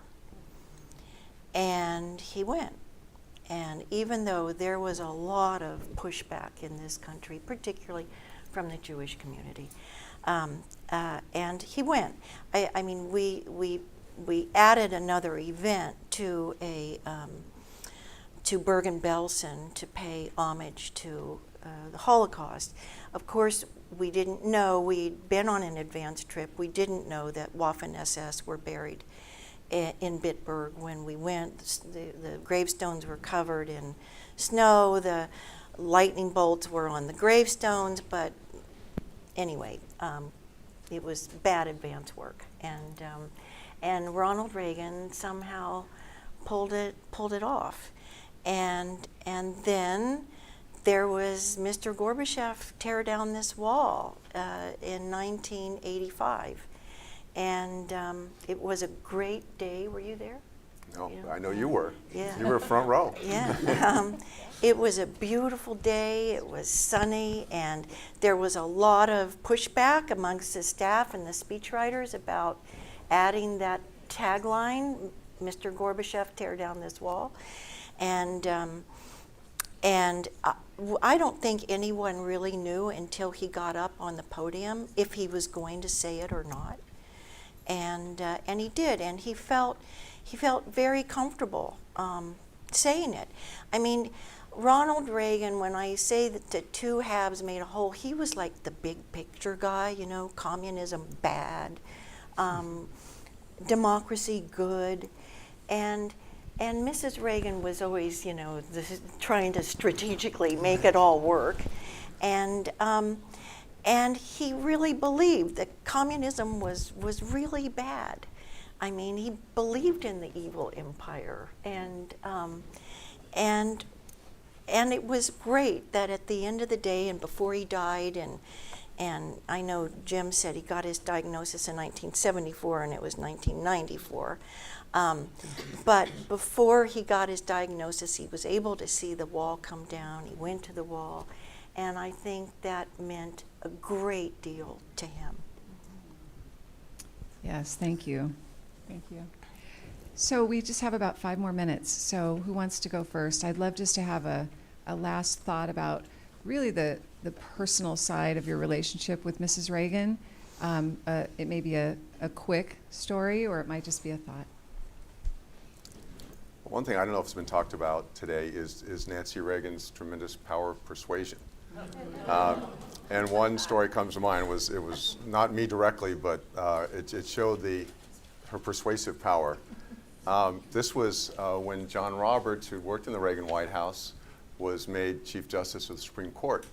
Nancy Reagan was still alive, and she said her part of the plan with the library was to have the people who were the key decision makers, influential people, come and speak at the library. And she said, well, let's invite John Roberts.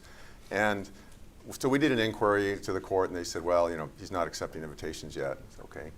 And then about a week later, she got an invitation to come to the White House. I think it was the Queen who was here for a state visit that the Bushes invited, and they invited Nancy Reagan to come for the state visit.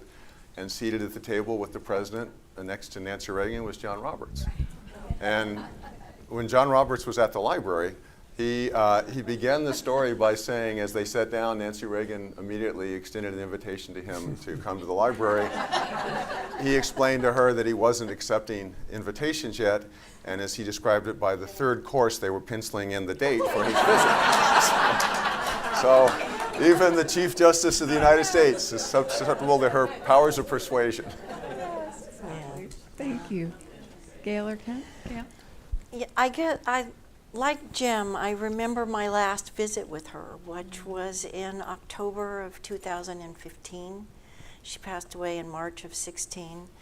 And she was in her wheelchair. She was perfectly coiffed. The nails were done. The earrings were on. But she was frail. And she had sort of half sentences, not whole sentences.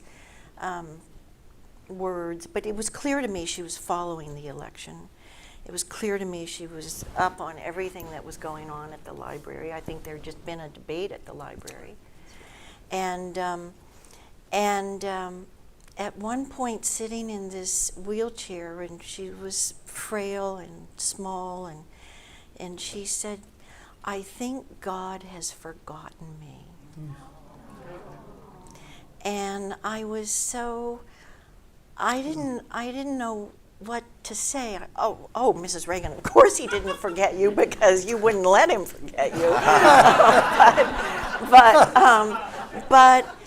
But that moment of this very, very powerful woman who was so alone and so frail at the end of her life, and she was faithful.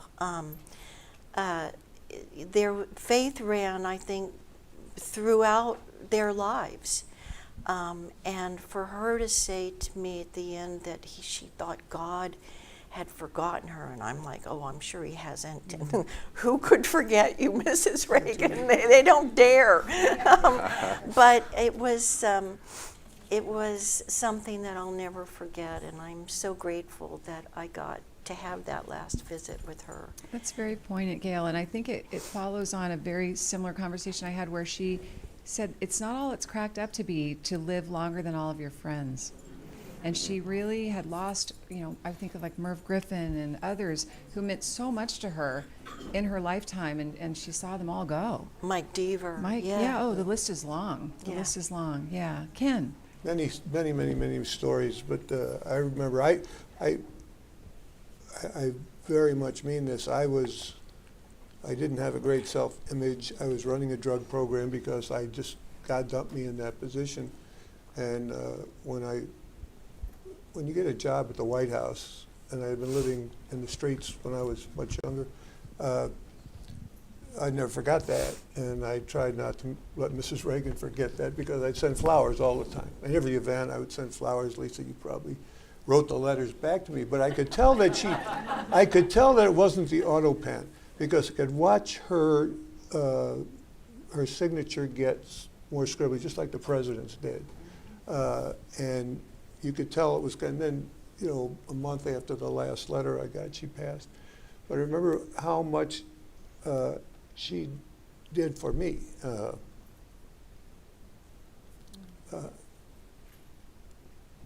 By the grace of God and Nancy Reagan, I'm here. And I've had a wonderful life, with some exceptions in there, but it has been a very, it doesn't make sense, other than I know God's in control of this whole thing, and he hasn't forgotten her. He never forgot her, and he never forgets any of us. So thank you for allowing me to be here, Lisa. And to all my friends, I love you all. Thank you. Well, it's been a pleasure to be with all of you today, and all of you as well. Thank you. I mean that. Thank you, Gail.